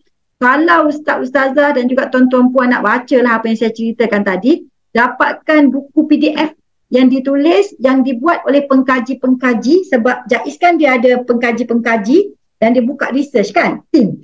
Jadi mereka buat kajian tentang Zionis dan Yahudi. Sebab banyak sangat persoalan di kalangan orang-orang Malaysia macam saya sebut tadi. Jadi di sini dia kata, okey, antara Zionis dan Yahudi, apa stand kita? Adakah kita nak beranggapan macam mana Zionis Yahudi? Jadi di sini disimpulkan. Dia kata pertama, perjuangan yang berlaku di Palestin ini bukan setakat perjuangan berbentuk humanity, tapi dia adalah perjuangan berbentuk keagamaan. Sebab Yahudi sendiri membina dia punya protokol itu berdasarkan agama. Mereka membina gerakan Zionis itu berdasarkan agama. Dan mereka mengancam kita buat atas nama agama. Nampak tak? Satu. Dan of course, apabila ada isu agama, akan adalah isu humanity, kemanusiaan dan lain-lain. Itu nombor satu. Dia sebutkan. Ni kesimpulan yang dibuat oleh pengkaji-pengkaji JAIS. Boleh buka sendiri di bawah JAIS. Carilah sebab JAIS ada banyak research. Lepas itu, yang kedua disebutkan, sebenarnya Yahudi ni, walaupun dia ni tidak mengikuti usrah lah, senang kita cerita. Usrah Zionis, tidak menganut gerakan Zionis, tak ada tarbiyah Zionis, tetapi mereka ni tetap bersandarkan kepada ajaran kitab Taurat ataupun Talmud yang telah ditukar. Yang mana dalam kitab tu sendiri pun ada pendapat-pendapat yang radikal dan ekstrim. Seperti ada ayat yang menegaskan kedudukan orang Yahudi dalam kitab tersebut, kesemua bangsa selain Yahudi adalah binatang. Daging jasad orang bukan Yahudi adalah seumpama daging keldai. Ini dalam kitab yang telah ditukar tadi. Dalam Al-Quran sebutkan. Dan dia kata, hendaklah membunuh walaupun terhadap sebaik-baik manusia dalam kalangan bukan Yahudi. Jika seorang Yahudi menemui barang hilang yang dimiliki oleh orang bukan Yahudi, jangan dipulangkan kepada pemiliknya. Dan hendaklah orang Yahudi menjaga apa sahaja barang yang dicuri daripada orang bukan Yahudi. Jadi sebab itu, kalau gitu salah, jumpa Yahudi je kena bunuh. Tak, maksudnya kita kena letaklah dalam diri. Berjaga-jaga juga. Jangan kita ni semua benda bersangka baik. Sebab mereka juga berasal daripada ajaran yang sama. Kecuali mereka dah pergi Islam dan lain-lain. Jadi gini Ustazah. Kalau kita tengoklah sejarah Yahudi ni, macam mana mereka ni, kenapa mereka nak kembali semula ke tanah Palestin yang sekarang ni? Kerana nombor satu, mereka dakwa mereka adalah asal keturunan di sana. Jadi patutlah mereka balik semula ke sana dan duduk dekat negara mereka yang asal, tempat mereka asal. Kan mereka ni kan anak cucu Ibrahim, Nabi Ibrahim. Sama juga Palestin sekarang. So nombor satu saya nak sebut, kalau mereka adalah anak cucu Nabi Ibrahim, orang Palestin Arab sekarang juga salah satu daripada 12 keturunan bawah Nabi Ibrahim juga. So kenapa awak tu lebih daripada orang Palestin sekarang? Nak tanya juga. Nombor satu. Kan? Yang kedua, kita kena tahu sejarah kenapa mereka, bila mereka dihalau daripada tanah yang ada sekarang. Mereka dihalau oleh Raja Mesir, Raja Rom ketika itu, Nebuchadnezzar. Sebab mereka tadi itulah, perangai mereka macam yang disebutkan dalam Al-Quran tadi tu. Jadi mereka dihalau. Dan ada yang bertaburan ke Eropah, ada yang bertaburan ke Madinah. Ini sebelum cerita ni, sebelum Nabi Muhammad SAW muncul ni. Sebelum Nabi Muhammad SAW bangkit. Jadi yang pergi ke Madinah ni adalah golongan ahli-ahli sufi yang lembut-lembut daripada kalangan Yahudi. Kenapa mereka pergi ke Madinah Ustazah? Sebab mereka mencari Nabi yang terakhir yang disebutkan dalam kitab asal mereka. Sebab itu ketika itu ada orang Yahudi berpindah ke Madinah. Sebab mereka nak menunggu tu kedatangan Nabi terakhir. Ini orang yang orang kata warak-warak lah sikit dalam kalangan yang dihalau tu.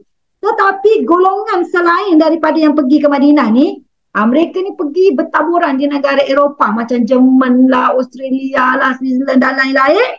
Dan mereka ni kebanyakannya ketika itu kerana sistem feudal, sistem kasta amalkan di Eropah, mereka ni ditindas sebagai golongan yang rendah. Dan mereka bangkit. Tetapi apabila Herzl ni, dia kembalikan semula gerakan Zionis, mereka cuba masuk. Herzl ni kalau kita tengok, mereka cuba melobi. Masa tu melobi negara Eropah. Yang kedua mereka melobi Sultan Abdul Hamid dekat Turki Osmaniyah. Kan? Empayar Turki. Masa tu pun Malaysia pun peristiwa yang lebih kurang sama jugalah. Sebab dia bersambungan je cerita tu. Lepas itu ketika itu Sultan Abdul Hamid tak bagi sebab orang Arab mana nak bagi tanah tu? Mana boleh? Ini kan tanah Arab Palestin. Kenapa nak bagi mudah-mudah dekat dia orang?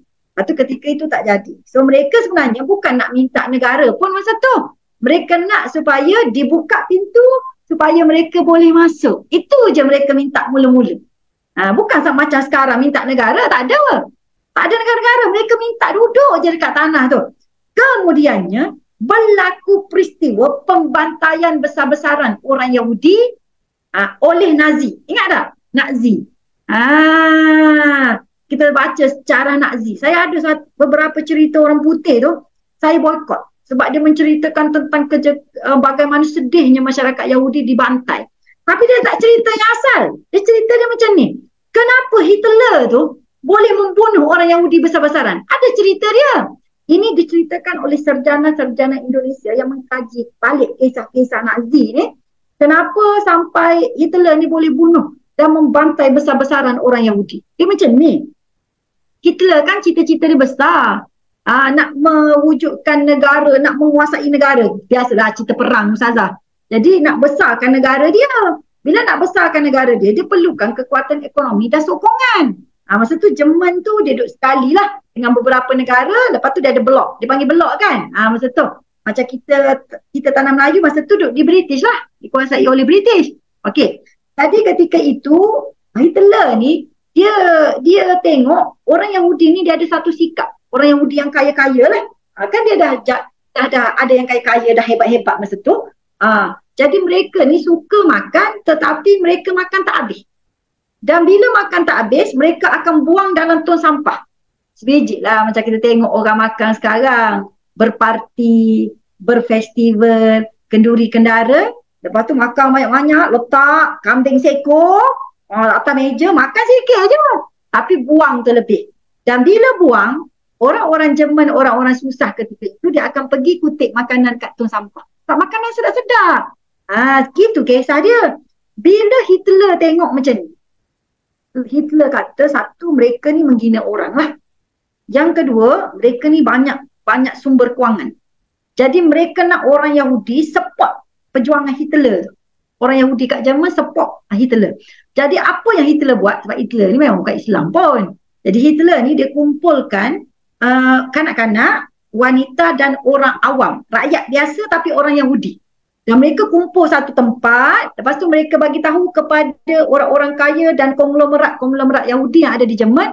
Dia kata, kamu mesti bantu kami dalam peperangan kali ini.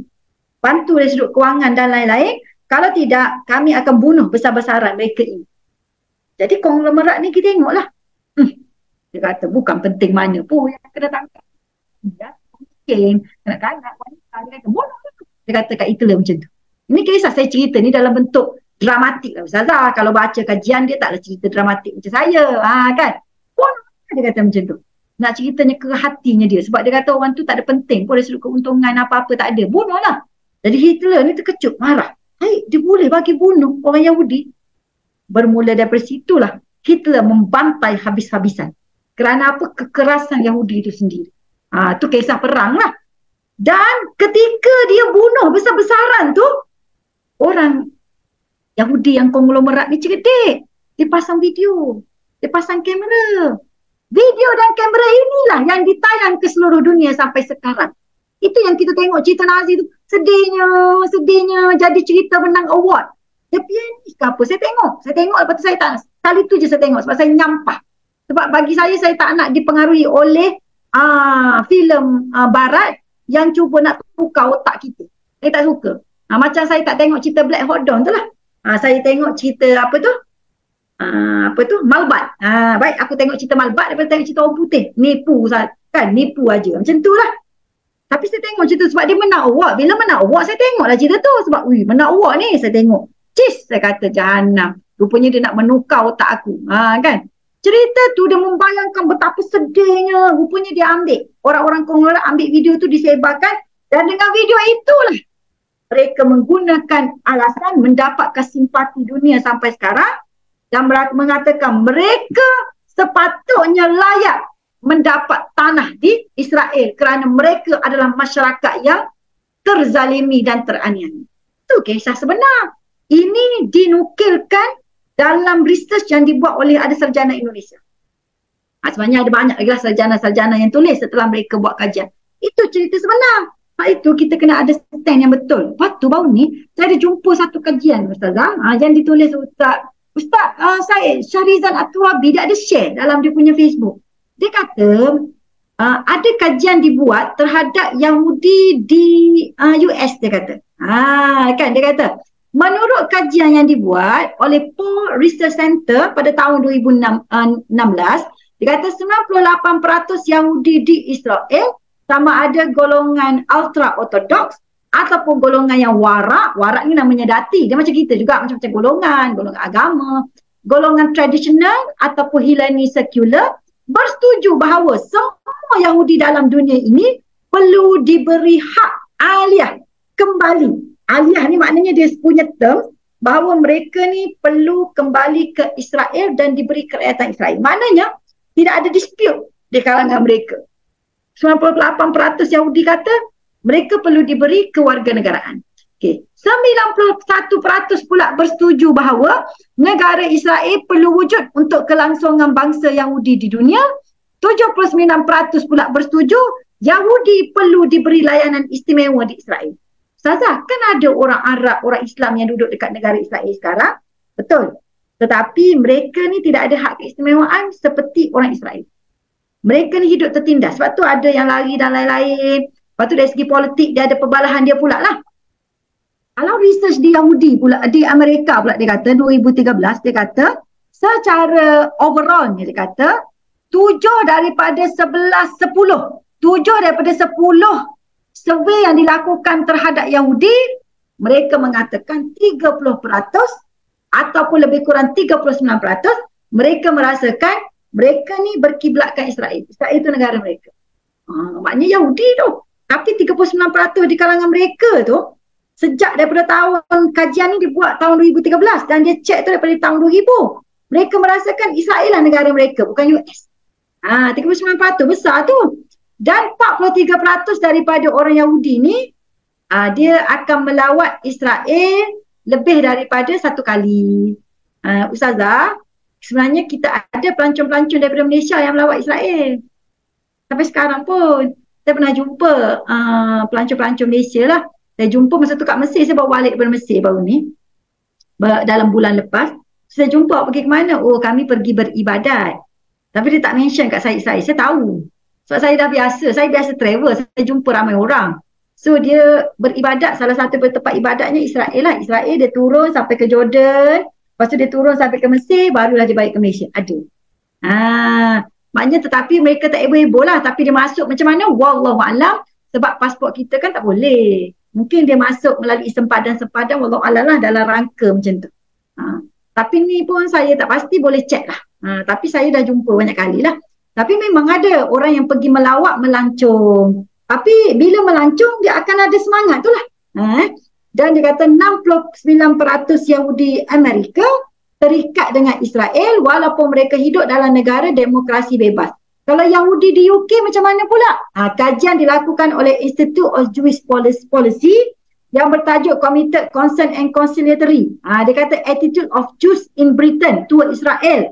Dia kata 90% responden ni pada tahun 2010 bersetuju bahawa Israel adalah tanah air pusaka mereka, ancestral homeland kepada bangsa Yahudi. 82% bersetuju bahawa Israel adalah penting atau central identity kepada Yahudi. 95% Yahudi di UK pernah melawat Israel menurut kajian yang dilakukan. Macam kita lah pergi ke Mekah. Tu. Jadi sebab itulah melalui kajian ini kita tengok kajian oleh Jais sendiri mengatakan sebenarnya hampir sama sahaja Yahudi dengan Zionis. Cuma of course lah ada juga Yahudi yang masuk Islam macam dalam kes ahli kitab tadi. Itu sebenarnya ahli kitab lah Ustazah. Di Madinah. Ada, tetapi majoritinya mereka telah dipengaruhi tadi oleh gerakan Zionis walaupun mereka tak ikutlah usrah dan tarbiyah Zionis. Okey, Zionis ni dia ada kaitan dengan Freemason. Mereka ni merancang di balik tabir dengan cara halus dan mereka pergi ke seluruh dunia. Sampaikan sekarang kita tengok memang ada fatwa lah yang mengatakan bahawasanya kita ni kalau boleh dengan Freemason ni jangan ada hubungan langsung. Apakah contoh-contoh gerakan, apakah kelab yang utama lah. Ni yang utama yang kita tak tahu apa dia, wallahualam lah. Tapi mereka menggerakkan inisiatif berdasarkan gerakan Freemason. Freemason ni berasal terbit daripada Zionis tu dan mereka menubuhkan pertubuhan-pertubuhan kebajikan di seluruh dunia. Seperti Yang utama yang di Malaysia pun ada iaitu Kelab Lions dan Kelab Rotary. Sebab tu ada fatwa ulama yang mengatakan kita jangan berhubung dengan mereka ini. Okey, last sebelum berhenti Ustazah Saya tahu Ustazah dah angkat-angkat kening dah. Sabar Ustazah. Okey, saya nak cerita sikitlah apakah konspirasi Yahudi untuk melemahkan orang Islam. Pertama, memperjuangkan dendam kesumat terhadap orang Islam. Ini dalam protokol dia. Yang kedua, menjatuhkan khilafah Islamiyah. Sebab itu bermula daripada satu-satu tanah orang Islam jatuh, termasuklah di Melaka, Aceh dan lain-lain. Sampailah akhirnya Khalifah Uthmaniyah tu jatuh. Caranya macam mana? Mereka menguasai politik dulu. Daripada politik, mereka ikat kita dengan riba dan ekonomi. Dan akhirnya Khalifah Uthmaniyah jatuh. Bila Khalifah Uthmaniyah jatuh, penguasaan Israel dan Yahudi di negara-negara lain menjadi semakin kuat sebab kekuatan umat Islam ni payah. Tetapi mereka sampai sekarang masih beranggapan Islam itu jihadnya tidak mati. Sampai sekarang. Dia kata orang Islam ni kuat. Kalau kita ni tak pastikan mereka runtuh betul-betul, mereka akan bangkit dengan mudah saja. Sebab orang Islam ni jiwa jihad tu masih ada. Kekuatan akidah tu masih ada. Mereka percaya. Dan mereka pada tahun 1924 memasukkan sistem khilafah, memasukkan mahkamah syariah, menggantikan dengan undang-undang Perancis supaya tidak ada kaitan dengan agama Islam, menutup pusat ibadat dan pengajian umat Islam, membuang Islam sebagai agama negara, memasukkan Kementerian Wakaf yang berfungsi membantu umat Islam. Kementerian Wakaf ni maksudnya apa dia? Kalau di negara-negara Arab dia ada Kementerian Wakaf. Kementerian Wakaf tu Kementerian Hal Ehwal Islam lah. Sebab itu di tanah Melayu sama je. Memasukkan sistem kesultanan. Kita ada kan adat parti adat ni. Lepas tu mahkamah syariah memang kita tukar dah sekarang. Sekarang dah ada dua. Mahkamah syariah, mahkamah sivil. Lepas tu pusat ibadat dan pengajian Islam. Yang mana dulu pondok tukar jadi sekolah. Sekolah Melayu tu cerdik sikit lah daripada ni. Membuat Islam daripada agama negara. Sebab saya kata Malaysia ni salah satunya negara yang berjaya kekalkan dalam perlembagaan dengan pujuk rayu dan kelebihan orang Melayu yang cerdik bernegosiasi. Kementerian-kementerian berkaitan dengan agama dimasukkan. Yang paling penting memasukkan bahasa Arab. Sebab tu di Turki dulu azan tu tak boleh bahasa Arab. Kemudian sekarang lah kalau adik-adik sekarang pergi ke Turki, sekarang Alhamdulillah dah boleh dah solat Jumaat dekat tu yang Hagia Sophia. Saya sempat pergi yang masa tu di muzium. Saya pergi tu saya menangis. Ini masjid. Kenapa jadi muzium? Tapi sekarang kalau adik-adik semua pergi, ustaz pergi, dah boleh dah solat Jumaat. Itu lambang kekuatan. Dulu dia dinafikan jadi muzium terus, jadi buruk. Melakukan kekejaman Zionis di bumi Palestin. Sebab tu tak heran lah kalau setakat bom-bom tu. Cerita bom ni sejak daripada zaman dulu. Sebab tu kalau kita dengar kawan-kawan kita yang berada kat sana, orang dia tu macam kalih dah. Bom kat sana, dia pun tengok dulu. Okey, bom rumah siapa? Akan dulu. Lepas tu simpan-simpan barang pergi. Dan rumah dia orang ni sentiasa simpan barang. Kalau bom, lari bawa barang. Merangka komplot Zionis untuk menguasai tanah suci umat Islam iaitu Madinah terutamanya. Sebab dia percaya Madinah tu adalah yang disebutkan dalam kitab suci diorang. Tadi disebutkan Bukit Zion tu Masjid Aqsa. Tapi sebenarnya dalam protokol yang disebutkan, mereka nak kuasai Kaabah dan juga Madinah. Kerana apa dia? Kerana di situ sebenarnya pusat bagi mereka. Sebab tu mereka nak kuasai. Sebab tu tak boleh masuk dalam negara, mereka kuasailah melalui ekonomi, politik dan lain-lain. Okey, last kali saya nak share, apakah fatwa ulama-ulama Islam seluruh dunia berkaitan dengan apakah itijah kita? Apakah stand kita terhadap Palestin? Ni kita kena dengar lah. Kita ambil fatwa lah senang. Kan kalau di Malaysia ni sejak daripada dulu memang stand kita tidak menerimalah negara haram Israel sejak daripada dulu. Pasukan-pasukan, kau ingat dulu pasukan-pasukan bola pun semua tak boleh masuk Malaysia. Dan kalau kita tengok kepada fatwa-fatwa, memang kalau Universiti Al-Azhar, institusi tertua di dunia Islam pun telah mengeluarkan fatwa melarang umat Islam menyertai mana-mana pertubuhan yang mempunyai kaitan dengan pertubuhan Yahudi sedunia. Ini fatwa yang dikeluarkan oleh Al-Azhar Mesir. Tak percaya, tak tahulah lagi. Dan disebut, kalau Majma' Fiqh Islami telah bersidang di Mekah sejak daripada 1974, persidangan itu telah mengeluarkan satu resolusi ke-10 yang mengatakan membincangkan tentang ancaman Freemason, Kelab Rotary dan Kelab Lion. Dia kata Freemason ni adalah pertubuhan sulit yang berbahaya mempunyai kaitan dengan gerakan Zionis dunia. Jadi orang Islam wajib keluar daripada pertubuhan seperti ini. Kalau rasa miskin sangat pun tak payah ambil lah pack makanan daripada dia. Macam tu. Kita ada lagi insya-Allah. Boleh lagi kita hidup sebab diharamkan memilih orang-orang Islam yang terlibat dengan pertubuhan ini untuk menjalankan apa sahaja kerja Islam. Pihak kerajaan hendaklah bertindak menghalang aktiviti pertubuhan ini dan menutup tempat perhimpunan mereka. Tidak boleh melantik mana-mana individu yang terlibat dengan pertubuhan ini serta hendaklah memutuskan hubungan dengan mereka. Mendedahkan rahsia-rahsia pertubuhan ini melalui buku-buku. Kalau zaman sekarang ni media sosial. Ini resolusi dia. Berkaitan isu Palestin dijajah oleh Zionis pula, kan dia kata, kita tengoklah ulama-ulama ni bersidang dan mereka mengiktiraflah bahawasanya Palestin tu adalah tanah air kita, wajib menjaga Palestin daripada dicerobohi oleh musuh dan kita wajib menjaga kehormatan kaum Islam. Negara Palestin itu adalah lambang maruah orang Islam dan dikecam, dalam bahasa sekarang kecam lah,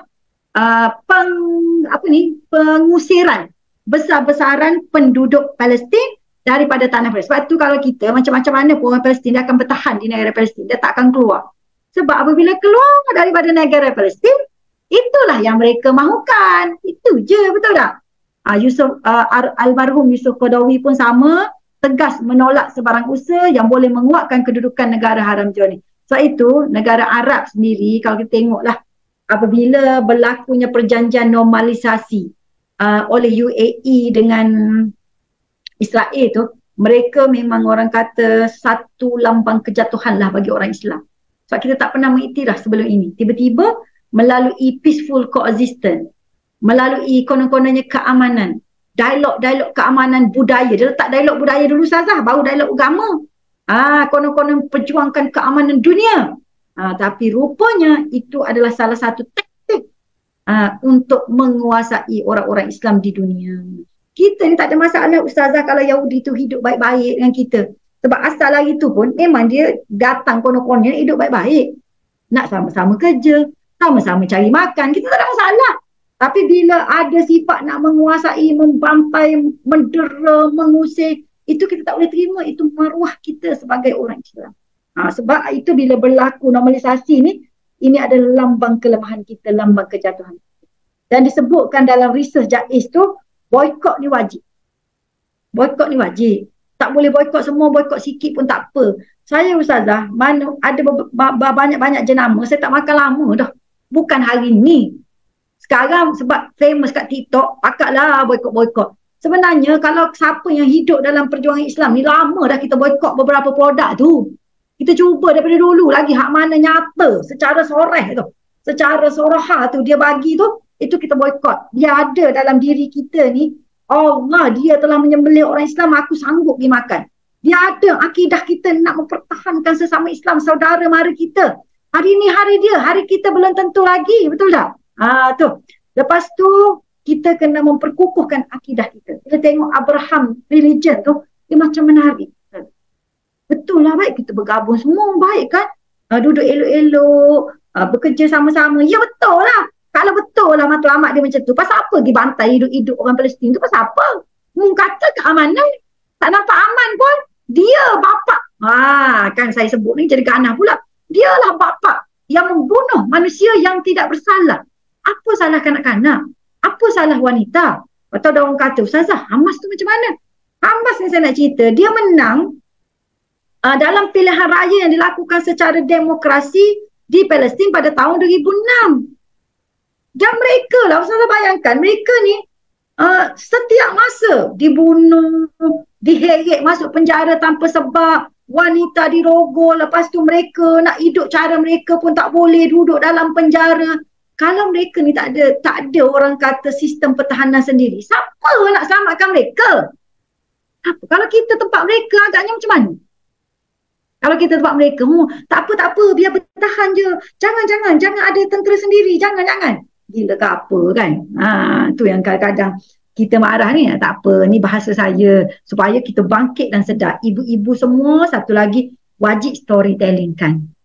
Dan peristiwa Palestin ini ada kaitan dengan kita. Puan-puan tahu tak? Kita ada satu tokoh di Malaysia namanya Harry Geni. Penjara Henry Geni, Jalan Henry Geni. Henry Geni ni kalau baca dalam sejarah, dia adalah perisik yang memastikan tahun 1948 Yahudi berjaya masuk ke negara Israel. Itu Henry Geni. Henry Geni yang sama dihantar ke Tanah Melayu untuk memastikan penguasaan negara British di Tanah Melayu. Itulah Henry Geni. Tapi kita tak tahu Henry Geni. Betul tak? Kalau kata tak ada kaitan, lepas ni buka mata, cuba baca balik sejarah. Bacalah bahan-bahan yang saya sebutkan tadi. Wallahu a'lam bisawab. Saya serah balik kepada Ustazah dulu. Sebelum tu Ustazah, saya ada bagi buku percuma kepada ibu-ibu yang nak amalkan doa. Boleh download buku tu. Sebab saya ada banyak buku Ustazah. Dan ibu-ibu ni suka minta doa. Macam doa nak kuatkan keturunan, doa kuatkan agama, doa jaga keluarga masing-masing. Macam protokol Yahudi sebut tadi kan. So saya ada buku-buku percuma. Kalau dekat FB saya letak link. Dekat chat ni pun nanti saya letak link. Siapa yang nak buku percuma tu download saja. Cuma saya minta doa lah untuk kami. Itu saja. Wallahu a'lam bisawab. Okey, ada soalan Ustazah? Alhamdulillah. Ada 2-3 soalan yang saya rasa perlu penjelasan lagi lah kot, saya rasa kan. Okey, soalan yang kata apa, kalau ikutkan Ustazah jelaskan tu dah memang jelas dah bagi saya kan. Okey, cuma kata apa, nak bagi kata apa, puas hati lah kan kepada kata apa, pendengar dan mungkin bagi demo tak apa, demo orang Perak faham okey, bagi demo tak faham lagi, betul kan? Ataupun tak jelas, ada sikit sikit orang kata apa, benda yang perlu diperjelaskan. Okey, soalannya saya cantum sikitlah soalan ni. Adakah Yahudi sekarang ada yang baik ataupun kita boleh berbuat baik kepada Yahudi, ataupun ada tak potensi orang Yahudi ni untuk masuk Islam? Okey, sebenarnya ada bukti Ustazah orang Yahudi masuk Islam. Contoh macam Joseph Sah. Joseph Sah ni asalnya dia dilatih sebagai orientalis. Orientalis ni kita tahulah kalau dalam bidang agama kita kan, orientalis adalah golongan yang dilatih untuk meruntuhkan Islam, mengucang-acihkan Islam, menjadi perisik lah kepada mereka dan membawa ajaran-ajaran supaya kita ni rosak dari sudut akidah, syariah, akhlak dan lain-lain. So ada yang jadi orientalis, mereka kaji-kaji tapi akhirnya mereka masuk Islam. Ada. Bukan tak ada. Tetapi macam saya sebut tadi lah, bilangan mereka tu mungkin tak ramai sebab berdasarkan kajian tadi, pengaruh Zionis dan kitab Talmud mereka yang telah disewa itu sangat kuat di kalangan bangsa Yahudi.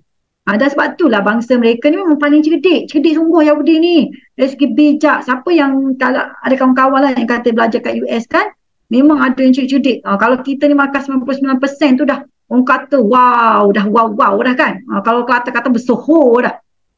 Tetapi bagi diorang 99 tu tak bersohor lagi, kena 100 terus. Kan. Jadi diorang memang cerdik lah.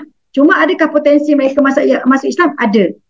Daripada zaman hari tu pun kita tengok ada ahli Madinah yang memilih untuk mengikuti ajaran Nabi Muhammad SAW. Ada. Tetapi majoriti seperti yang disebutkan oleh research tadi. So research talk. It's not me lah who talk. Research yang talk. Wallahu a'lam. Okey, selain daripada tu ada juga soalan yang berkenaan dengan boykot Ustazah. Okey. Okey, soalan dia macam ni, adakah memang dalam Islam anjurkan boykot pilih-pilih? Maksudnya apa, yang mana yang kita nak guna kita tak payah boykot, yang mana yang kita tak guna kita boykot. Maksudnya macam itulah kan. Sebab bukankah Islam kata masuk ke dalam Islam secara keseluruhannya? Okey. Boykot ni gini, kita sekarang sebab kita bukan zaman empayar kita memerintah. Kalau zaman Turki Osmaniyah dulu tak apa, kita di saat kegemilangan, ekonomi kita pegang, semua kita pegang, betul tak? So sekarang bukan kita kata pilih-pilih yang kita nak, kita bukan pilih-pilih. Kita maksudnya boykot yang mana kita mampu. Contohnya lah, kalau benda tu ada alternatif, so kita akan pilih alternatif. Ada yang kita punya, ada yang halal lagi contohnya. Ada yang bagus lagi, kita akan pilih kita punya sebab kita nak, orang kata al-halalu bayyin, al-haramu bayyin. Antara keduanya ada perkara syubhat. Kan? Jadi benda yang jelas, okey ini jelas daripada Yahudi. Yang menyokong perjuangan Zionis, bukan Yahudi, menyokong perjuangan Zionis. Yang ini jelas daripada kita ataupun daripada Zionis. So ambil yang tu dulu. Tetapi ada setengah benda kita susah, macam Microsoft. Susah kan? Microsoft. Sebab kita guna Microsoft hari-hari. So sekarang, saya gini. Apabila kita tidak ada alternatif, kita guna tapi dalam hati kita tahu. Kita tidak bersetuju dengan dia. Dan kita sedar, di sebalik kita guna tu, kita tidak terikut dengan fahaman, fikrah dia, semua kita tak ikut. Dan kita berusaha sejauh mungkin untuk meminimalkan pergantungan kita terhadap produk-produk tersebut. Begitu. Bukan kata, saya pilih, nampak best, nampak sedap, Ustazah, makan yang ni lah.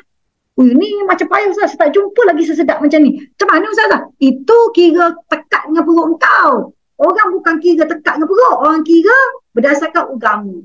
So dekat situ. Kalau kira tekak, kira otak, kira perut, habis. Itu tak boleh. Tapi kalau kira agama, insya-Allah Allah pandanglah usaha kita walaupun sedikit. Amin. Okey. Dalam kata apa? Ada lagi ke yang nak ajukan soalan? Boleh ajukan soalan di Facebook Intim Perak. Okey. Dan dalam Zoom pun boleh ajukan soalan. So ada satu soalan lagi, Ustazah. Berapa lama lagi kah kita nak tengok rakyat Palestin diseksa sebegini? Okey, bila akan diazab mereka ini? Ada ulama kata berlakunya Palestin macam tu untuk memberi peringatan kepada kita supaya kita tak lalai dan leka. Lepas tu kalau ikutlah ulama-ulama mentafsirkan. Cuma saya ni bukan bidang usuluddin, saya bidang syariah. Jadi untuk mengetahui tentang kisah akhir zaman, boleh rujuklah kepada pakar-pakar yang bahagian usuluddin yang fokus kepada hadis-hadis akhir zaman. Tetapi berdasarkan hadis-hadis akhir zaman itu, saya buat kesimpulan lah. Ujungnya kan disebutkan yang Palestin tak akan menang, kemudiannya kemudiannya akan turun Nabi Isa, lepas tu kemudiannya akan menang dan kemudiannya akan bebaskan seluruh negara Islam. So begitulah keadaannya. Dia akan menang, dia akan tak menang, dia akan menang, dia tak akan menang. So kita tahulah kita ni duduk zaman mana. Tapi kita macam ni, selagi kita hidup, kita tidak akan membenarkan mereka dibantai besar-besaran di depan mata kita. Macam ginilah, kita ada rumah, kita ada anak.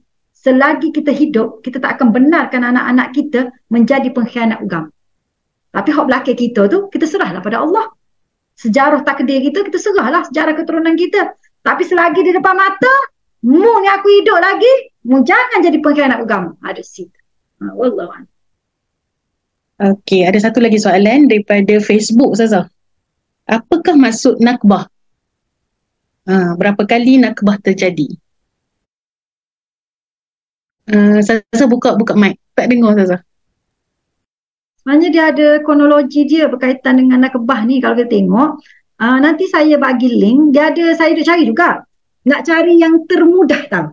Sebab kalau baca sejarah ni kan panjang lebar. Sebab tu tak ramai minat sejarah ni. Tapi kalau kita tengok, nakbah ni, kalau kita tengok nakbah yang pertama ni, tengok. Dia ada sejarah dia ni. Bermula tahun 1948. Apabila berlaku pembersihan etnik, dia panggil apa tu? Allahumma dalam bahasa Inggeris tu. Allah tak mari. Bila baca kod Melayu tak mari kod Inggeris. Bila baca kod Inggeris tak mari ke Arab. Pembersihan etnik besar-besaran rakyat Palestin. Ketika itulah nakbah pertama, iaitu berlaku pada tahun 1948. Sebab mereka mula masuk. Tahun 30-an tu dia masuk tu sebagai pendatang je dulu. Lepas tu mereka dah kuat. Sekejap je Ustazah, dia dah jadi kuat. Maksud tu mereka memulakan operasi tentera besar-besaran untuk menghancurkan wilayah Palestin demi memperluas perbatasan negara Zionis lah yang akan lahir. Mana ceritanya jahat. Masa tu dia masuk sekejap dah ada tentera semua lah. Kita Hamas ni lama mana nak boleh jadi tentera, kita pula marah kepada Hamas. Lepas tu April 1948 tu dia ada satu desa yang terkenal lah masa tu dikaitkan dengan nakbah. Itu dia panggil Deir Yassin yang terletak di pinggiran Jerusalem. Lebih daripada 100 lelaki, wanita dan kanak-kanak dibunuh hidup-hidup. Kan?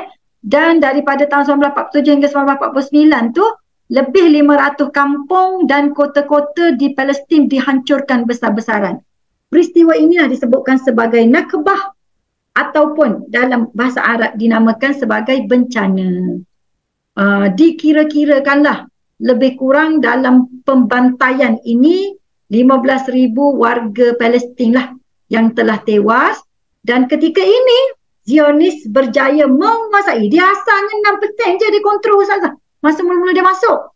Tetapi lepas Nakbah ni, dia telah menguasai dengan menggunakan tentera. Rasa-rasalah dia ambil mana kekuatan tentera. Itu yang kita kena ingat tu. Sebab tu boykot ni telah dianjurkan oleh ulama Islam sejak daripada 1930-an.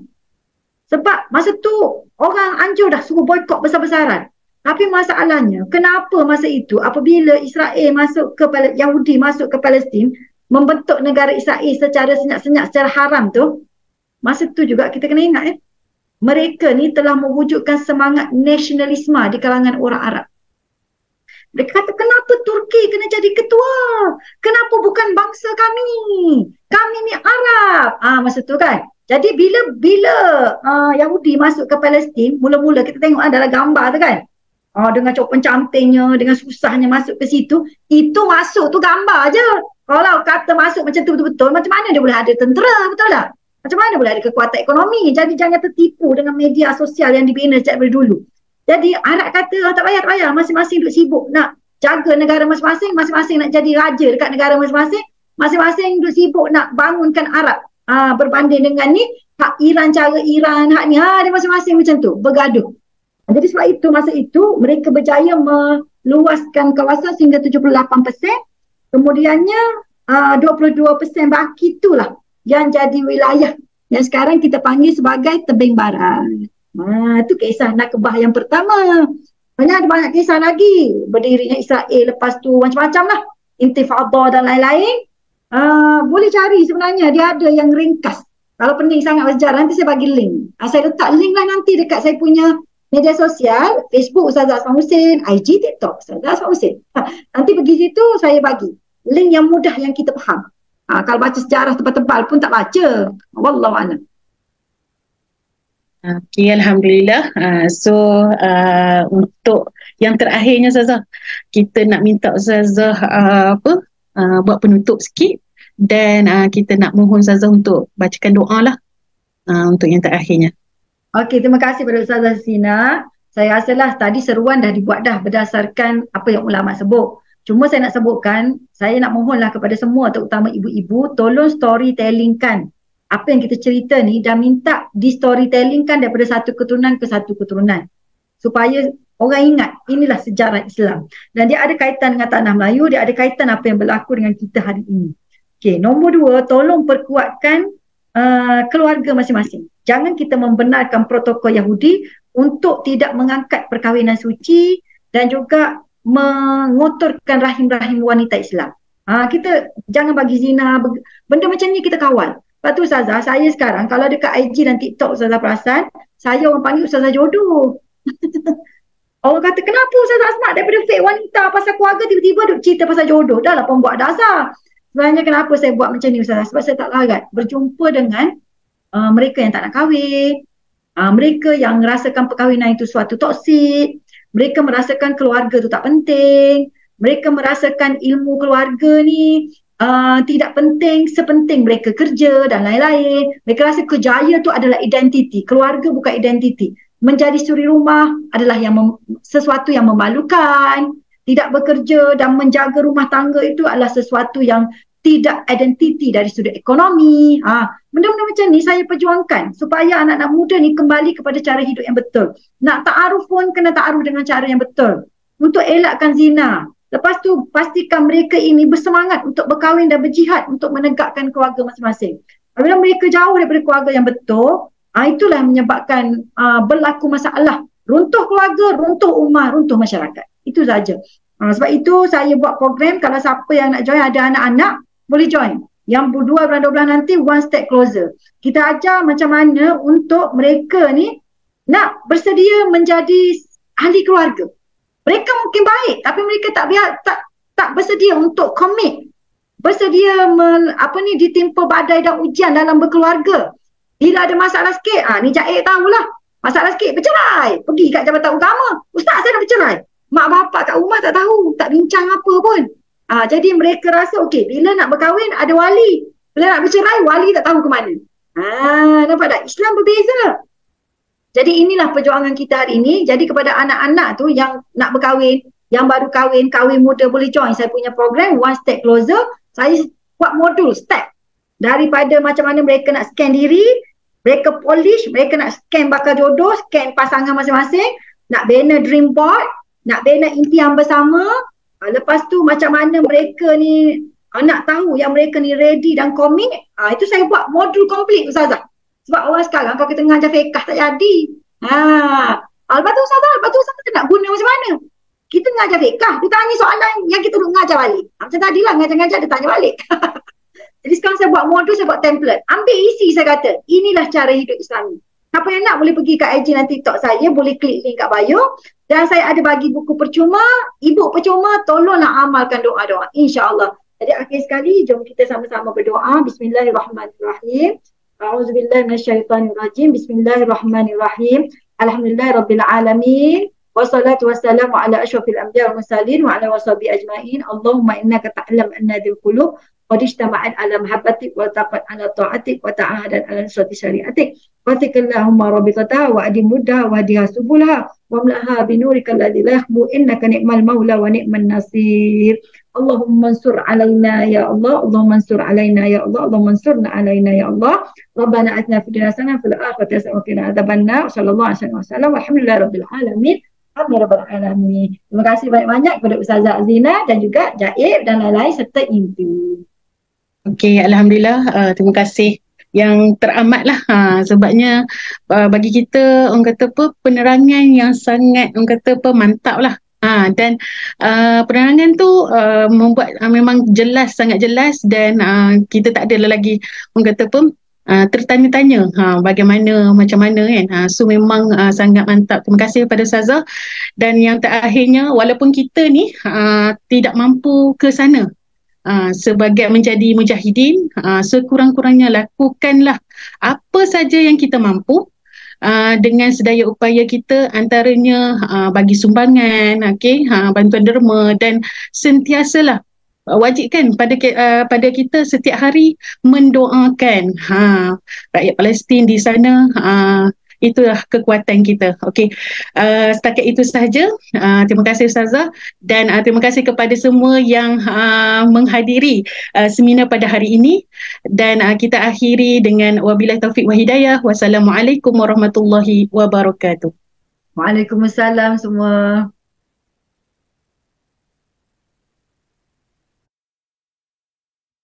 Saya mohon undur diri dulu Ustazah ya. Okay.